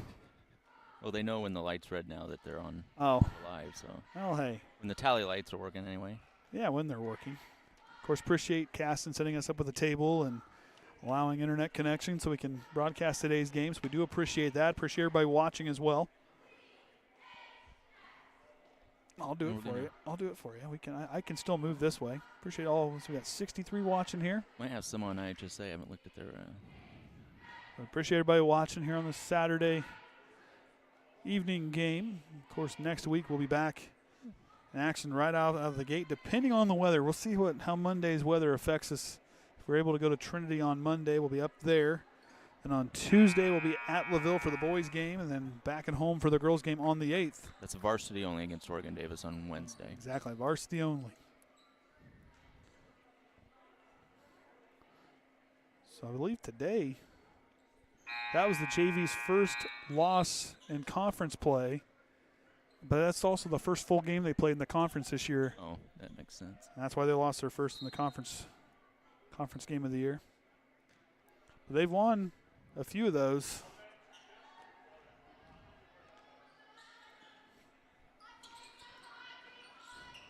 Down to Veers, has King outside, corner 3 on the way. Can't drop it in. Douglas with the rebound. As she goes up the floor, Lydia Hammond trying to stay with her. Douglas drives with the runner, gets it knocked away. Another block from Avery Veers. It's 3 on the evening. Groves wanted that 3, got taken away by Barry. Hammond feeds it down to Veers. Good feed, goes up with it and can't get it to drop in. And back to the Comets, 2 minutes to go here in the 3rd quarter. They lead by 1. Trying to turn up the intensity on defense. Trying to force the hand for the Comets. Craig hands it off to Douglas. Dribble handoff action. They're trying to get Triton freed up to see if they can get a lane opened up. Colvin lost her dribble. Finds Warner, who's back in with those 3 fouls. Out to Colvin. 3-pointer on the way. Up the iron, no good. Douglas with the offensive board. She steps with the runner underneath. Can't drop it in. Warner's put back. No good. Lydia Hammond gets the rebound. Riffle puts on the brakes inside. 1.5 minutes to go. Groves scanning. Retreats back. Uses the screen. Colvin picks her up. Groves has no dribble, trying to find somewhere to go. Finds Riffle now, top of the key. She'll drive. Riffle with the runner and a foul call.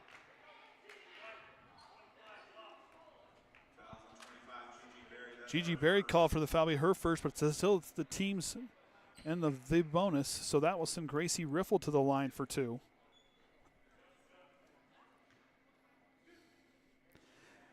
And Abby giving remote support from a few rows down. Says Triton needs gets a turning point here right now. Who's going to take over for him?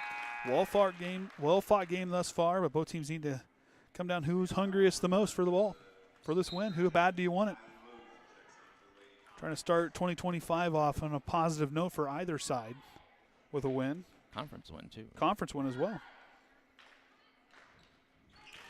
Riffle connects on the second, ties it at 27.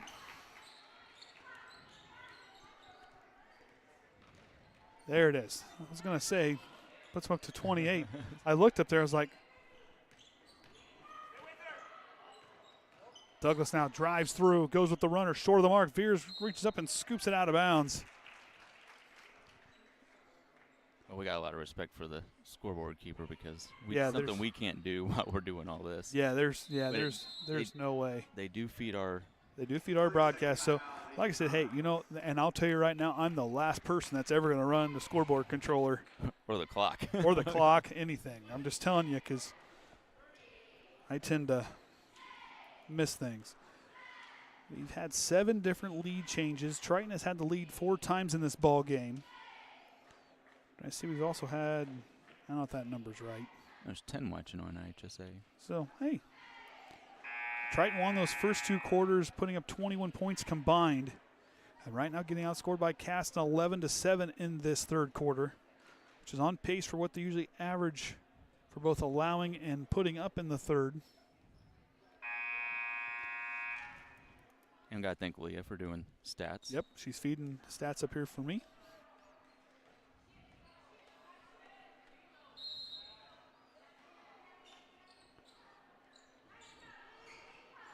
Craig blocked by Lydia Hammond. She's got the full court all by herself. Cruise control up and in. Lydia Hammond with the steal and basket puts her team up by 3.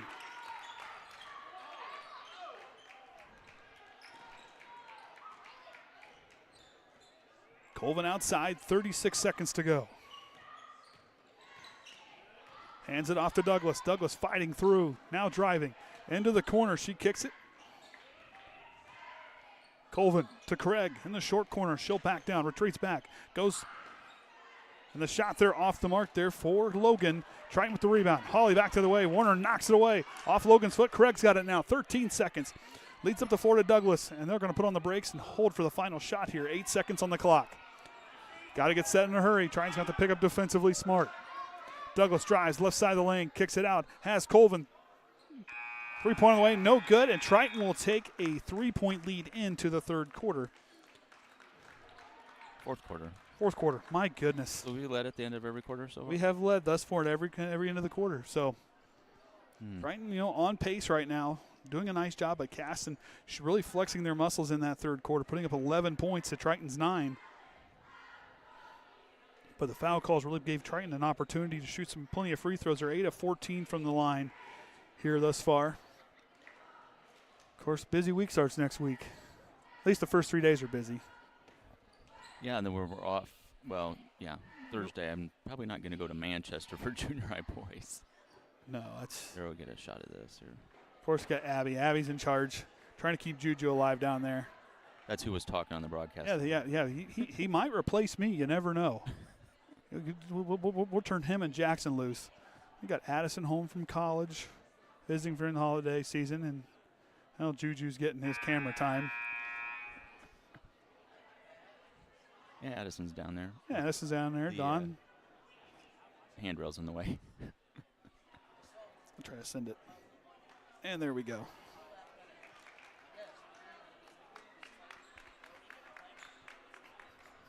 Don and Becky probably watching from home tonight. I'm gonna guess. At least they got to see everybody.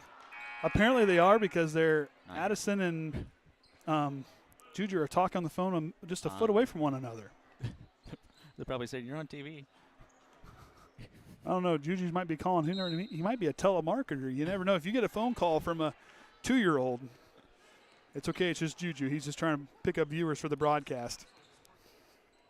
Oh, too tall for Holly, and Triton turns it over on their first possession of the fourth quarter. It's their 11th turnover.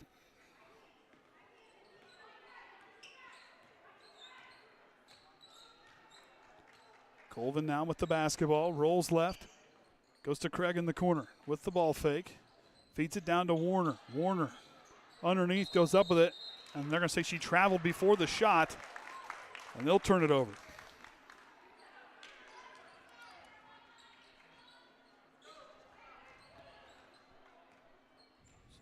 Both teams turning it over in their first possession. Here's on the side, kicks it out to King. Now to Riffle, by herself, three-pointer on the way, can't connect. Off the hands of Colvin, it stays here with Triton.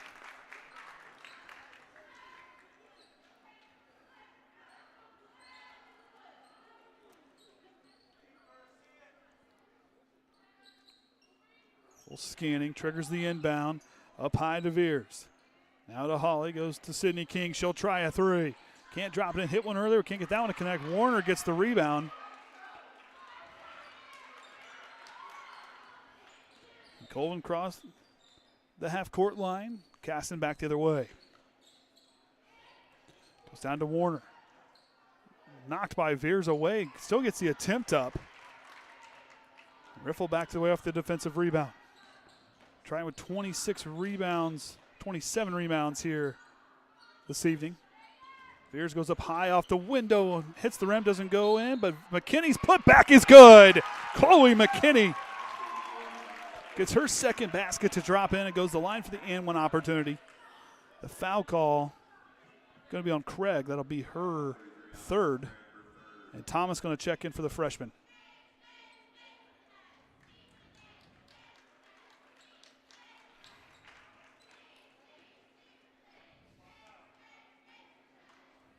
McKinney with shot doesn't quite connect. Thomas gets the rebound. Looked like it hit the rim.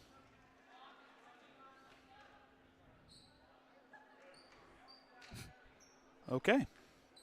So Riffle has been tasked with the duty of guarding Douglas the entirety of the fourth quarter, and they will take, see what the timeout is. I didn't catch it. If it was a 30, looks going to be a 30-second timeout. By their second timeout, they will have 3 timeouts remaining, 1:30 and 2 full timeouts. And for Caston, Triton with all 3 full timeouts remaining.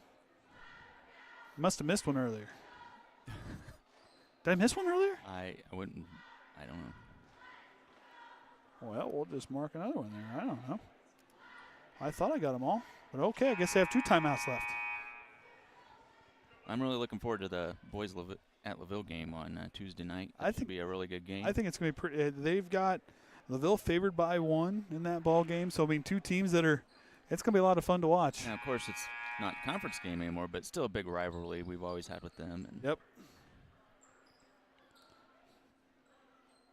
And you're going to call a JV game? I might be calling. I'm going to call the JV game. Those JV boys, I talked to a few of them. I'm going to call some of these JV boys games. That's a fun group to watch. Colvin down to Douglas, up and in. Banks open just like how Coach drew it up.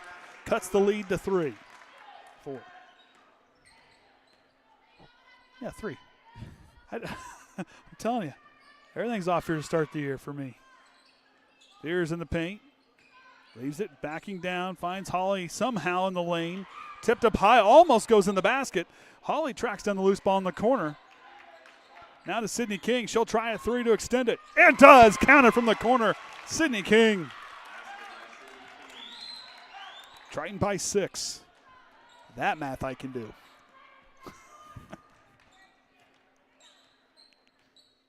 Colvin, top of the key. Working against McKinney. Goes to Douglas. Douglas working against Riffle, who's done a nice job defensively. Douglas steps through, blocked by Veers, and a foul call. This might be on Veers, and it is. That'll be her third, team's first.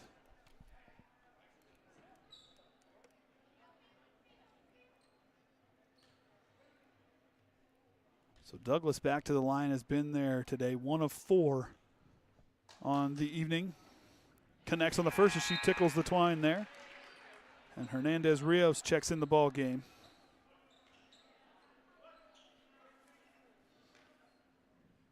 Douglas about a 61% free throw shooter. 50% on that trip, and a foul call on the rebound. They're going to call it on McKinney. That's 4 fouls on Chloe McKinney.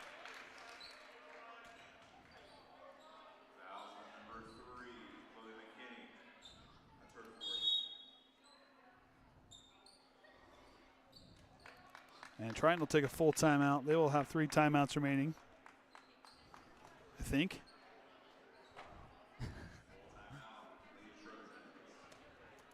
So Triton going to call a timeout here. Got to get some things sorted out in Abby with her analysis.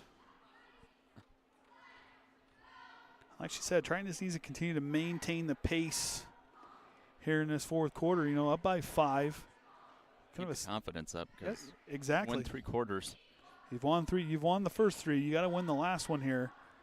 But, you know, Triton searching for their first conference win of the year, trying to get on the right track in 2025 with a win. Caston trying to do the same thing, pick up their 3rd conference win here, as they've had conference wins over Oregon Davis and probably not for a couple of them. And we'll be seeing Oregon Davis on Wednesday. That does 6:30 varsity start, Yes, no JV.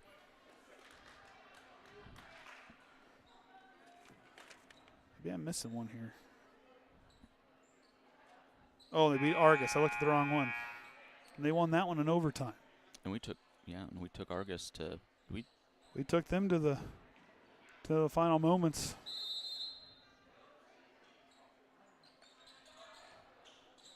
Colvin now. Lost the dribble, finds Douglas. Straightaway 3 on the way, can't connect. Colvin, offensive rebound, putback's good. 3-point ball game now, 5:20 to go in the ball game. Riffle past the half-court line. Goes to Holly. Of course, McKinney now out with those 4 fouls. Riffle now guarding Colvin, uses the screen set by King. Now to Holly on the right. My goodness, I need to get on the same page here. Now to Groves. Fighting Thomas, and she's going to get called for the foul, the 2nd team foul here on the Comets. And for Thomas, that's her 2nd personal. So now Miley Groves triggers the inbound up by 3. Finds Sydney King, goes through and draws the foul, be the 3rd team foul on the Comets.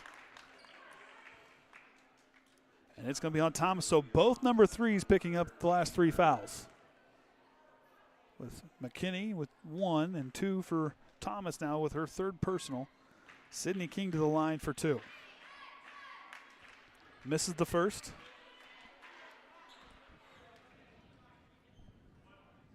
Trying to make it a 2-possession game here on this one.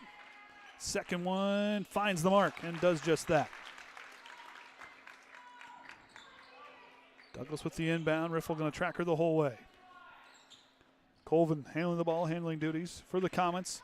Works it left, stops the top of the key now. She's trying to work close to that 3-point line. Tightly guarded by Miley Groves. Douglas steps back. Warner trying to set the screen. Pull-up jumper from the elbow, too strong, doesn't connect. Groves with the rebound. Keep seeing the black ponytail. I think it's getting mixed up. Riffle with the runner, blocked by Warner. Colvin back the other way.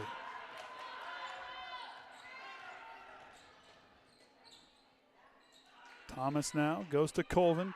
Down to Warner. Veers denying the post. Up the floor. Douglas to pick her up. Veers can't connect after getting the steal. Tries to keep the intensity up. Douglas going to run in the full court, and a foul call on Miley Groves here, the team's 3rd foul.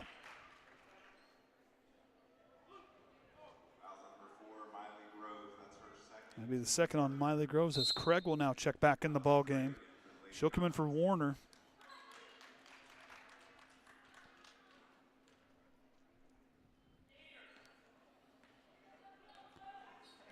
So Colvin now.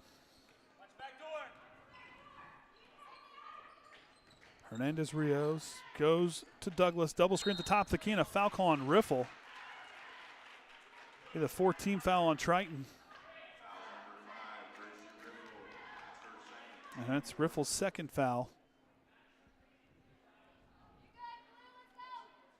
Douglas scanning, trying to wait for someone to get open. Finds Thomas. Now back to Douglas. Hands it to Colvin. She'll set the offense. Double screen in the high post here by Thomas and Craig as Colvin works away from it. Hernandez Rios works it right. Douglas into the corner to Colvin. She'll drive back out to Douglas. 3-pointer on the way. Can't connect. Colvin rebound. Knocked away by Veers and a foul call.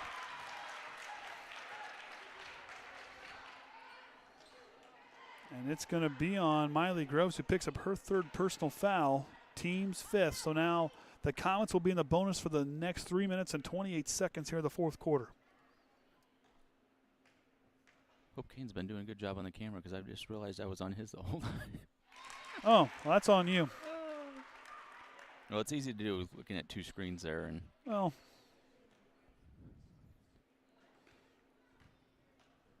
I don't envy your guys' jobs. So Colvin connects on both, cuts the lead to 2. So Triton back the other way, leading by 1 possession, needing an answer. Groves goes to King, now to Riffle.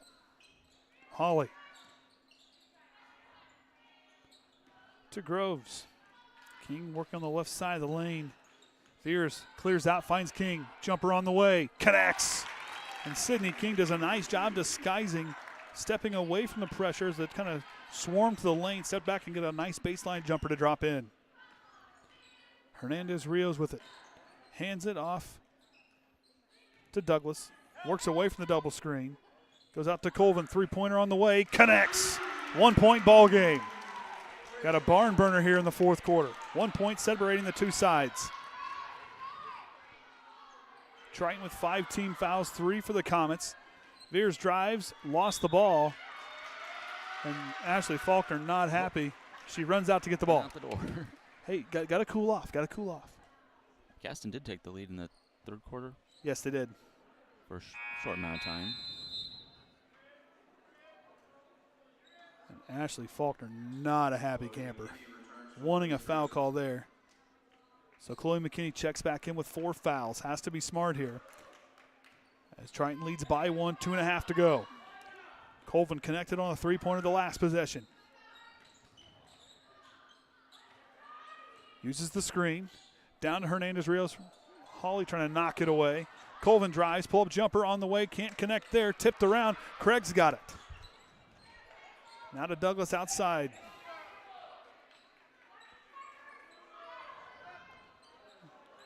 So Caston going to drop all their players down to the baseline. 2 minutes to go in the ball game. Triton not hurrying them up. Patient, and now Riffle going to come out and apply some pressure. Thomas sets a hard screen. Douglas goes through, draws the foul.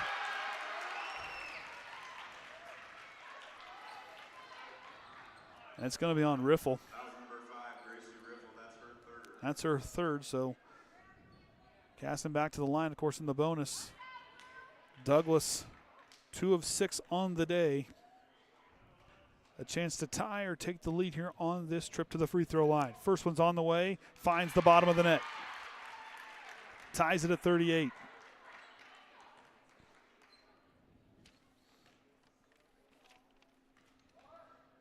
Second one on the way.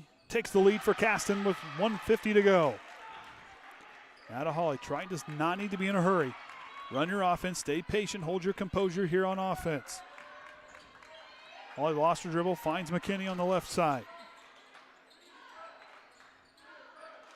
Now to King. Up on top to Holly. Hernandez Rios almost got a piece of that one. Out to Riffle. Riffle drives. Out to King. Veers underneath, goes up for the lead, draws the foul, and Craig called for it. That will be her 4th, I believe. Yes, her 4th, team's 4th. And Avery Veers, a pair of big free throws coming here.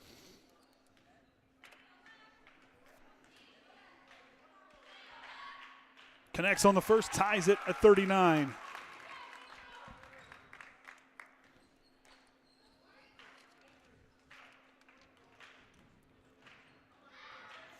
Veers doesn't quite catch the rim. Kind of short-armed it. But ties it at 39, 1:22 to go. Trying to keep up the pressure. Douglas wants it back, gets the handoff.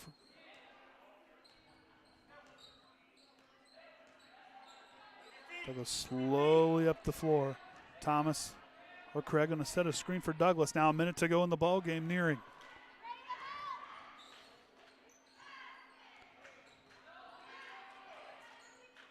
Hernandez-Rios, corner three, short of the mark. Riffle gets the defensive board. She's got numbers the other way. Up the floor to Holly. Holly catches it, puts on the brakes, tries to get outside, lost the ball, regains control. Veers now goes out to Sydney King for the lead. Can't drop it in. McKinney gets boxed out by Craig, who gets the rebound, and back to go 40 seconds. Finds Douglas. Tie ball game, 36 seconds to go. Douglas on the left wing. Triton's got to keep the intensity up here. 28 seconds. Triton has not played in overtime. Caston has in conference play this season. Douglas holding for the final shot. 20 seconds to go. Working against Riffle, trying to lose her. And a foul call by Riffle. And a big foul call there. Interesting that the team Caston took to overtime was Argus, and we almost took Argus to overtime.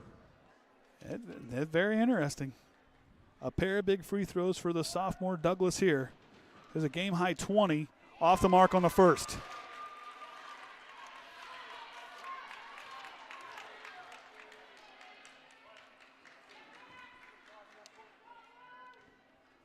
Douglas settles in. Perhaps the biggest free throw of the game. Connects. And Ashli Faulkner going to call a timeout. And going to take her second full timeout. She will have 2 timeouts remaining, 1 apiece, as the Trojans have something to talk over. We're trailing by 1 with 14.9 seconds to go. A conference win on the line for either side here in this one.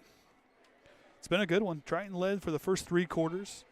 Caston came back late and got that lead.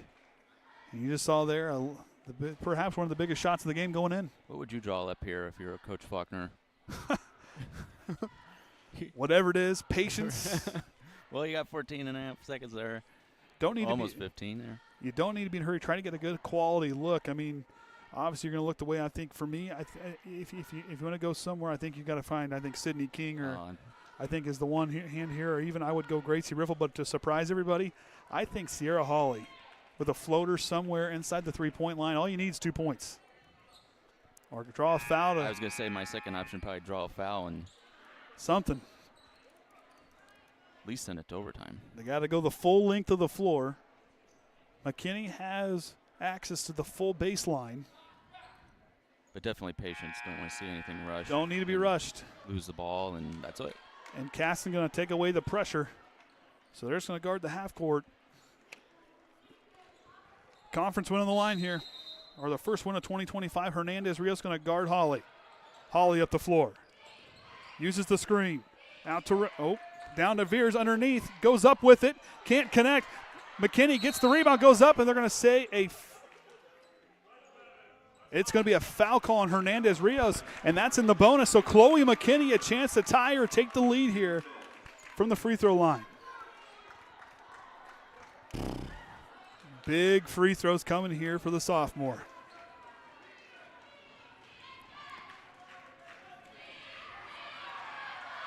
First one, ties it at 40.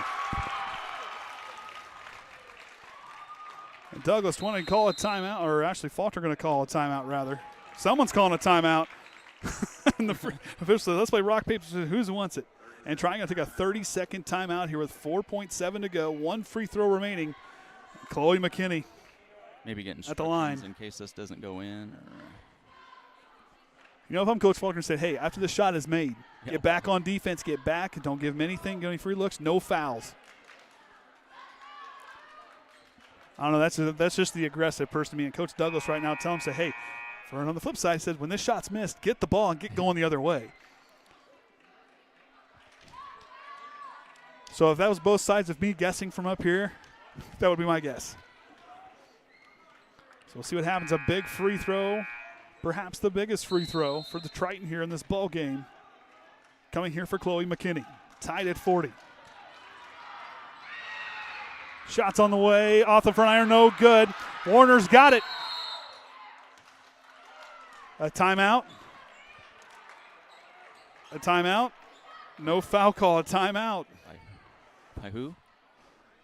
Because we only got one left. Oh, we only got one left. They got 2 left. Lord have mercy. Well, there's going to be a conference of who wants it more.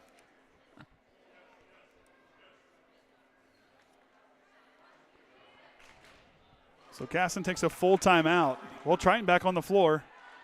They thought it was a 30-second timeout, so it's not. Good They night, still 11. haven't marked off who took it? They have not. So Triton waits patiently. Maybe it's a TV timeout. We'll take one. We'll take a TV timeout. Of course, those commercials that you've been working on, I mean.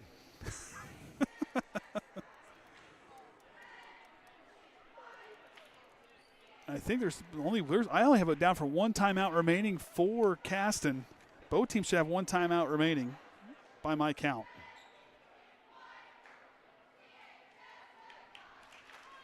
Okay. Says they have 2 left. All right. Yeah, she's checking it. Okay, and the official confirmed. Okay.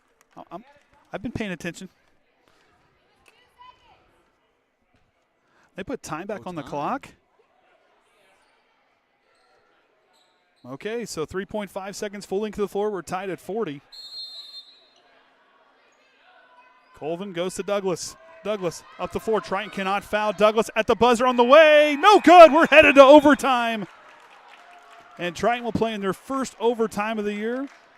Caston and their second, where they won against Argus earlier. Back in November 19th is when those two played. So now you got to turn that off. Oh, yeah, unless they put 5 up there. But we can't fit an OT up there, We're not at LaVille. They can do that up there. Video board. Yeah. So overtime, you have 4 minutes. Both teams get another timeout back, but they will both be in the bonus. They don't reset the fouls, I believe. But who do we have in foul trouble? Well, Riffle has 4. McKinney has 4. Veers has 3. Sierra Hawley has 3. Miley Groves has 3. For them, Craig has 4. Douglas, Warner, and Olivia Thomas all have 3. For the Comets, Triton with 33 rebounds on the day. For them, out rebounding 33 to 28.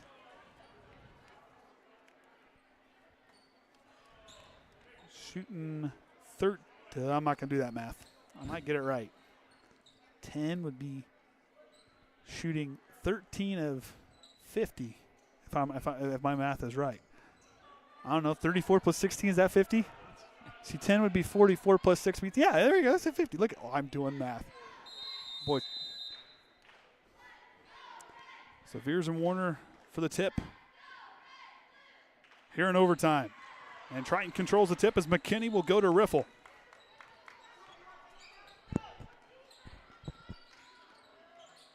Hawley now working it right. Riffle rotates to the top of the key, gets it there, guarded by Colvin. She'll drive with the runner high up off the window, no good. Colvin with the rebound. Triton fans wanting a foul call, not getting it. Colvin back the other way. Colvin now working against Hawley. She'll drive, puts on the brakes. Douglas trips, goes up to the top of the key. Deep 2 on the way, off the iron, no good. Warner with the putback jumper is good. And Caston strikes first here in overtime. Up by 2.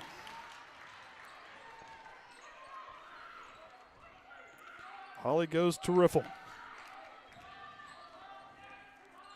Riffle pulled the pivot foot, travel call, and Triton turns it over. Miley Groves now will check in for Gracie Riffle, who comes off with her 4 fouls. That's the 3rd lead change of the game? No, there's been more than that. Oh, we got to scroll down here. 8th lead change of the game. 8th? Wow, I really lost count. Well, time flies when you're the camera guy. You miss a few things. Douglas working away from the three-point line near the half court.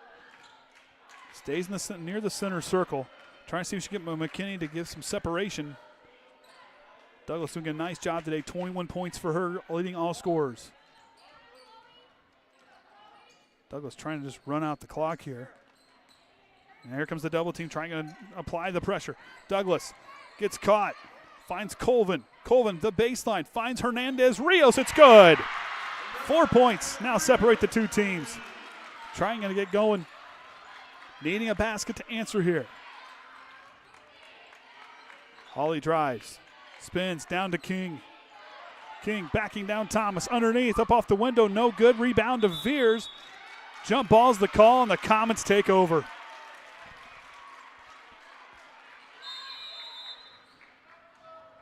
No, she's calling an offensive. She's calling a play.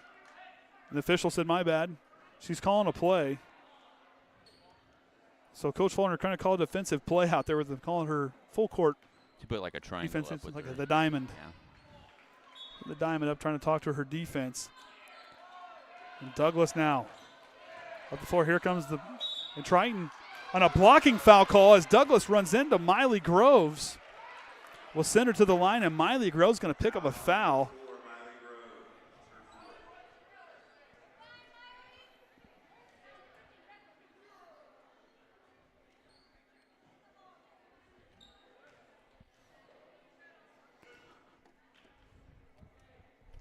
So Douglas back to the line. She's 5 of 10 on the day.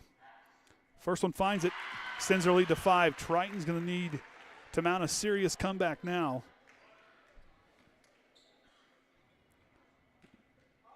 Down 2 possessions.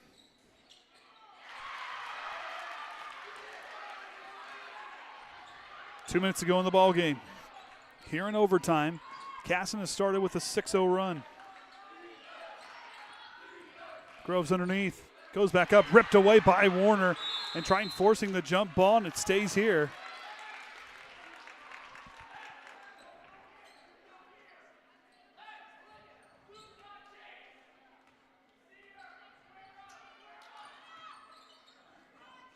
McKinney up top the key, finds Groves.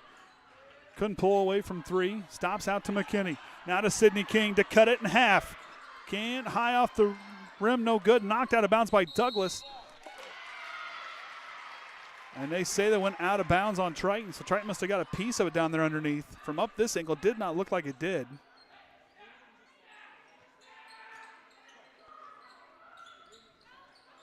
Now goes to Thomas. Hands it to Colvin, and a foul called by Holly as Triton going to try to foul him to try to keep themselves a chance.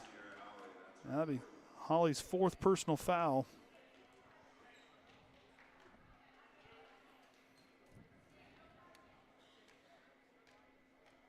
And Colvin goes to the line, perfect on the day, and continues with that.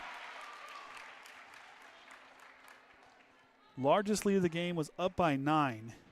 And Triton had that largest lead. This is the largest lead for Caston. Is the Pep Black joining Caden? That's not. I don't know who those kids are. Triton needing a miracle now, down by 8. Uses the screen from King. Douglas tries to knock it away. Tries to thread it to Miley Groves. Sydney King's got it. Forces up a 2. Draws the foul and goes to the line for 2. It's 1:19 to go. Triton just a couple percent higher than 50% from the free throw line today. 11 of 21.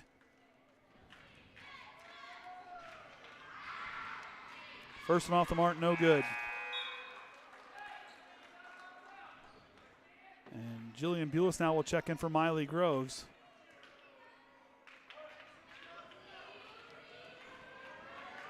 King again. Gets the second one to drop in. 7-point ball game. Triton's first points of overtime. Goes to Douglas. Douglas up the floor. Bulis trying to knock it away. Douglas fighting through, and a foul call on Bulis.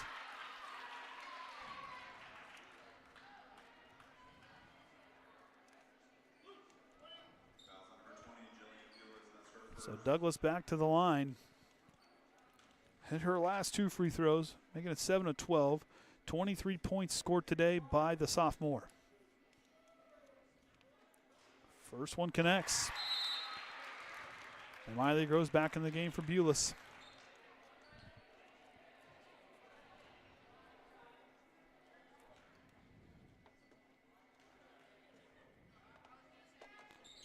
Douglas connects on the second one. 9-point ball game. Largest lead for the Comets. Triton's got to get going. Out to King to cut it. Can't do so. tipped around. It goes off of Caston, as the official on the baseline says. So we'll stay right here with Triton. It has not quite a full second, under a minute to go. Both teams with 2 timeouts. Triton led for the first 3 quarters, and Caston came roaring back and closed the door. Got the lead in the fourth and continues to lead here, and a foul call underneath, so Triton will go to the line for 2. It's going to be on Thomas. That'll be her 4th.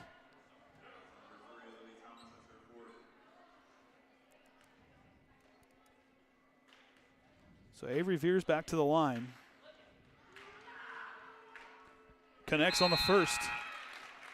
As Savannah Hawley and Jillian Bulis check in.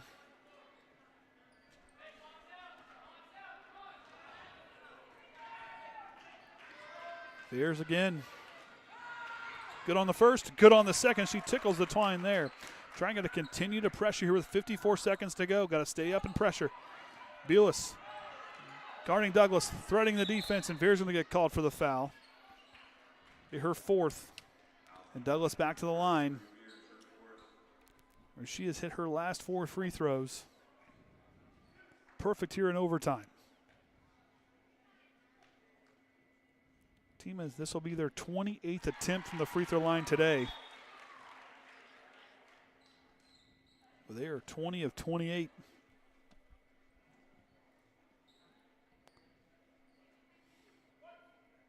So Ashli Faulkner just has double checking. She's got 2 timeouts remaining. Douglas's second free throw doesn't quite connect. Warner gets it. And a timeout for Caston. Full timeout, Lady Comets.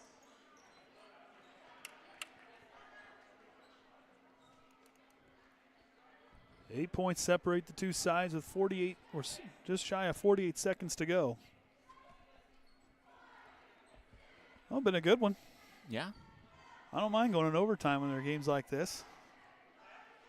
No, Triton, but you got to be pretty pleased with how they played in this ball game. Yeah, you haven't played in what, 2 weeks? Haven't played in 2 weeks. I mean, you're coming off a tough loss against Pioneer. You know, yes, that 2024 isn't quite gone their way. We're, you know, getting 1 win and there just before the new year changed. You know, right now in danger of losing your first one out of the gate here in 2025. But the pieces and the way this group is playing has been a spectacle to watch. And Caston just showing off that this is a good basketball team down here to our right. Both sides are getting it figured out. You know, Triton, had that tough start of the schedule. I mean, their opponents' records are 109 and 87 who they played thus far. How much did Caston beat Argus in overtime by? It wasn't very much. Oh, you already wadded it up. Well, I was folding things up, and they beat them 61-59. So Warner gets the inbound, steps underneath, and puts it in. Largest lead of the game there, now to 10. Time's running out for Triton. Sydney King. Got to shoot it, got to get going. Thomas guarding her on the baseline. King trying to fight all the way through, throws up the basket. Sierra Hawley gets it, and a foul call on the rebound on Caston. We'll send Hawley to the line. Overtime might last longer than the fourth quarter. It might. Because the free throws carry over. And Hawley, good on the first. Picks up her 6th point. Veers comes off the floor. Savannah Hawley checks in. And connects. Perfect on that trip.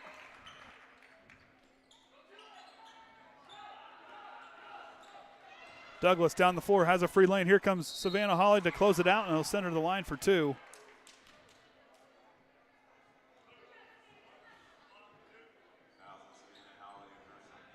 That's her 2nd personal foul.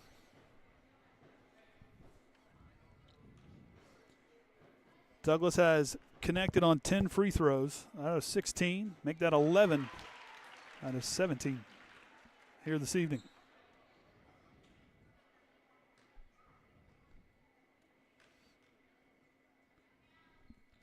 Second one can't quite connect. Savannah Hawley lost the rebound out of bounds, had a hold of it. Couldn't track it down. A good hustle there by the freshman.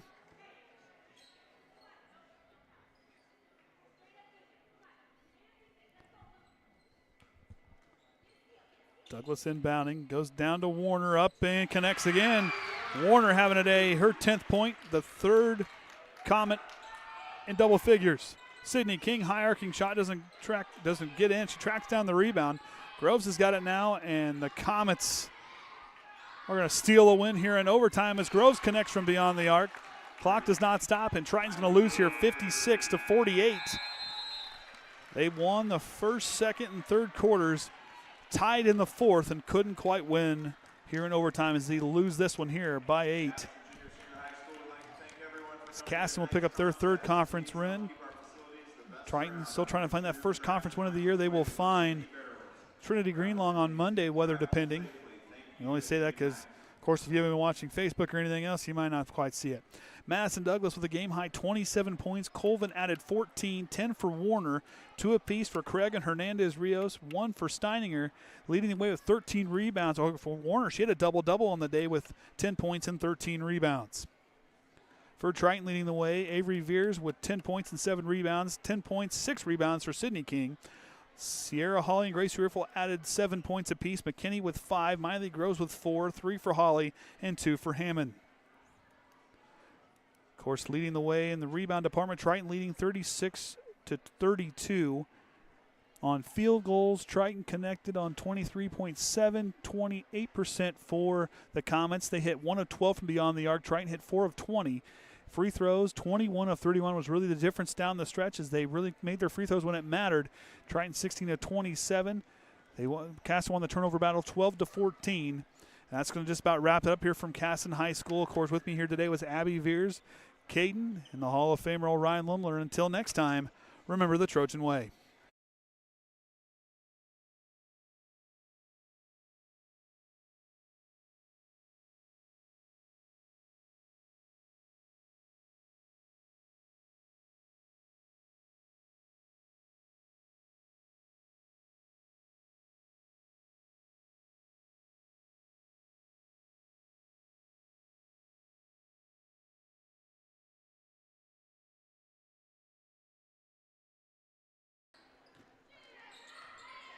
Colvin deep 2 on the way. Count it. Colvin deep 2 on the way. Count it.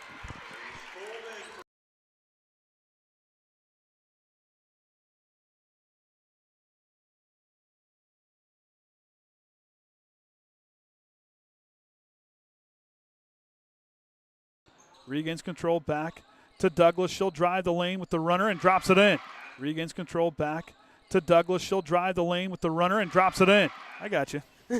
Sydney King, corner 3 for the tie. Count it from the corner. I got you. Sydney King, corner 3 for the tie. Count it from the corner. Absolutely, and that's what you need, especially from any player right there on the bench. That's what you. Absolutely, and that's what you need, especially from any player right there on the bench. That's what you. Post, backing her down, goes up high off the window and gets it to drop in and ties it at 5. Post. Backing her down, goes up high off the window and gets it to drop in and ties it at 5. She knew it. Holly drives the runner in the lane, is up and in. She knew it. Holly drives the runner in the lane, is up and in. Must. Mm-hmm. Must. Mm-hmm. Scanning. Feeds it to a cut by Holly and gets it to drop an M1 opportunity. Scanning. Feeds it to a cut by Holly and gets it to drop an M1 opportunity. Riffle deep 2 from the corner. Connects. The assist. Riffle deep 2 from the corner. Connects. The assist. Now goes to Riffle. She'll try a 3 from straight away. Count it for Riffle from beyond the arc. Groves. Now goes to Riffle. She'll try a 3 from straight away. Count it for Riffle from beyond the arc. Miley Groves. She'll drive. Feeds it down to McKinney. Baseline runner. It's up and in. Miley Groves. She'll drive. Feeds it down to McKinney. Baseline runner. It's up and in. Thomas underneath has a size match. Fadeaway jumper. No good. Put back by Douglas is good. Thomas underneath has a size match. Fadeaway jumper. No good. Put back by Douglas is good. Behind Holly. She fights through contact. Goes up. Banks open and an N1 opportunity coming. Behind Holly. She fights through contact. Goes up. Banks open and an N1 opportunity coming. Again, does a nice job weaving her way through the line, and she'll get the basket to drop it. Again, does a nice job weaving her way through the line, and she'll get the basket to drop it. Colvin deep 2 on the way. Count it. Colvin deep 2 on the way. Count it. Now goes to Veer's side of the lane, goes up with it, and gets the friendly roll and answers right back with a two-pointer. Goes to Veer's side of the lane, goes up with it, and gets the friendly roll and answers right back with a two-pointer. Like you said, you got to keep it their game. Douglas with a reverse land, good feed, good. Like you said, you got to keep it their game. Douglas with a reverse land, good feed, good. Colvin side of the lane with the left hand up, banks open, and a foul call, and they have a chance to take the lead. Colvin side of the lane with the left hand up, banks open, and a foul call, and they have a chance to take the lead. All by herself, cruise control up and in. Lydia Hammond with the steal and basket puts her court. All by herself, cruise control up and in. Lydia Hammond with the steal and basket puts her. Hits the rim, doesn't go in, but McKinney's putback is good. Chloe McKinney hits the rim, doesn't go in, but McKinney's putback is good. Chloe McKinney. Colvin down to Douglas, up and in, banks open just like how Coach drew it up. Colvin down to Douglas, up and in, banks open just like how Coach drew it up. Sydney King, she'll try a 3 to extend it, and does, counted from the corner. Sydney King, she'll try a 3 to extend it, and does, counted from the corner. Sydney King, straightaway 3 on the way, can't connect. Colvin offensive rebound, putback's good. Straightaway 3 on the way, can't connect. Colvin offensive rebound, putback's good. Veers clears out, finds King, jumper on the way, connects. Veers clears out, finds King. Jumper on the way, connects. It's away from the double screen. Goes out to Colvin, three-pointer on the way, connects. One away from the double screen. Goes out to Colvin, three-pointer on the way, connects. One on the way, takes the lead for Caston with 1:50 to go. Second on the way, takes the lead for Caston with 1:50 to go. Tip. Here in overtime. And Triton controls the tip. Here in overtime. And Triton controls the tip. Deep 2 on the way off the iron, no good. Warner with the putback jumper is a good. Deep 2 on the way off the iron, no good. Warner with the putback jumper is a good. And finds Colvin. Colvin, the baseline, finds Hernandez Rios, it's good. Finds Colvin. Colvin, the baseline, finds Hernandez Rios, it's good. So Warner gets the inbound, steps underneath, and puts it in. So Warner gets the inbound, steps underneath, and puts it in. Douglas inbounding, goes down to Warner, up and connects again. Warner having a day. Douglas inbounding, goes down to Warner, up and connects again. Warner having a day. We're going to steal a win here in overtime as Groves connects from beyond the arc. We're going to steal a win here in overtime as Groves connects from beyond the arc. Clock does not stop, and Triton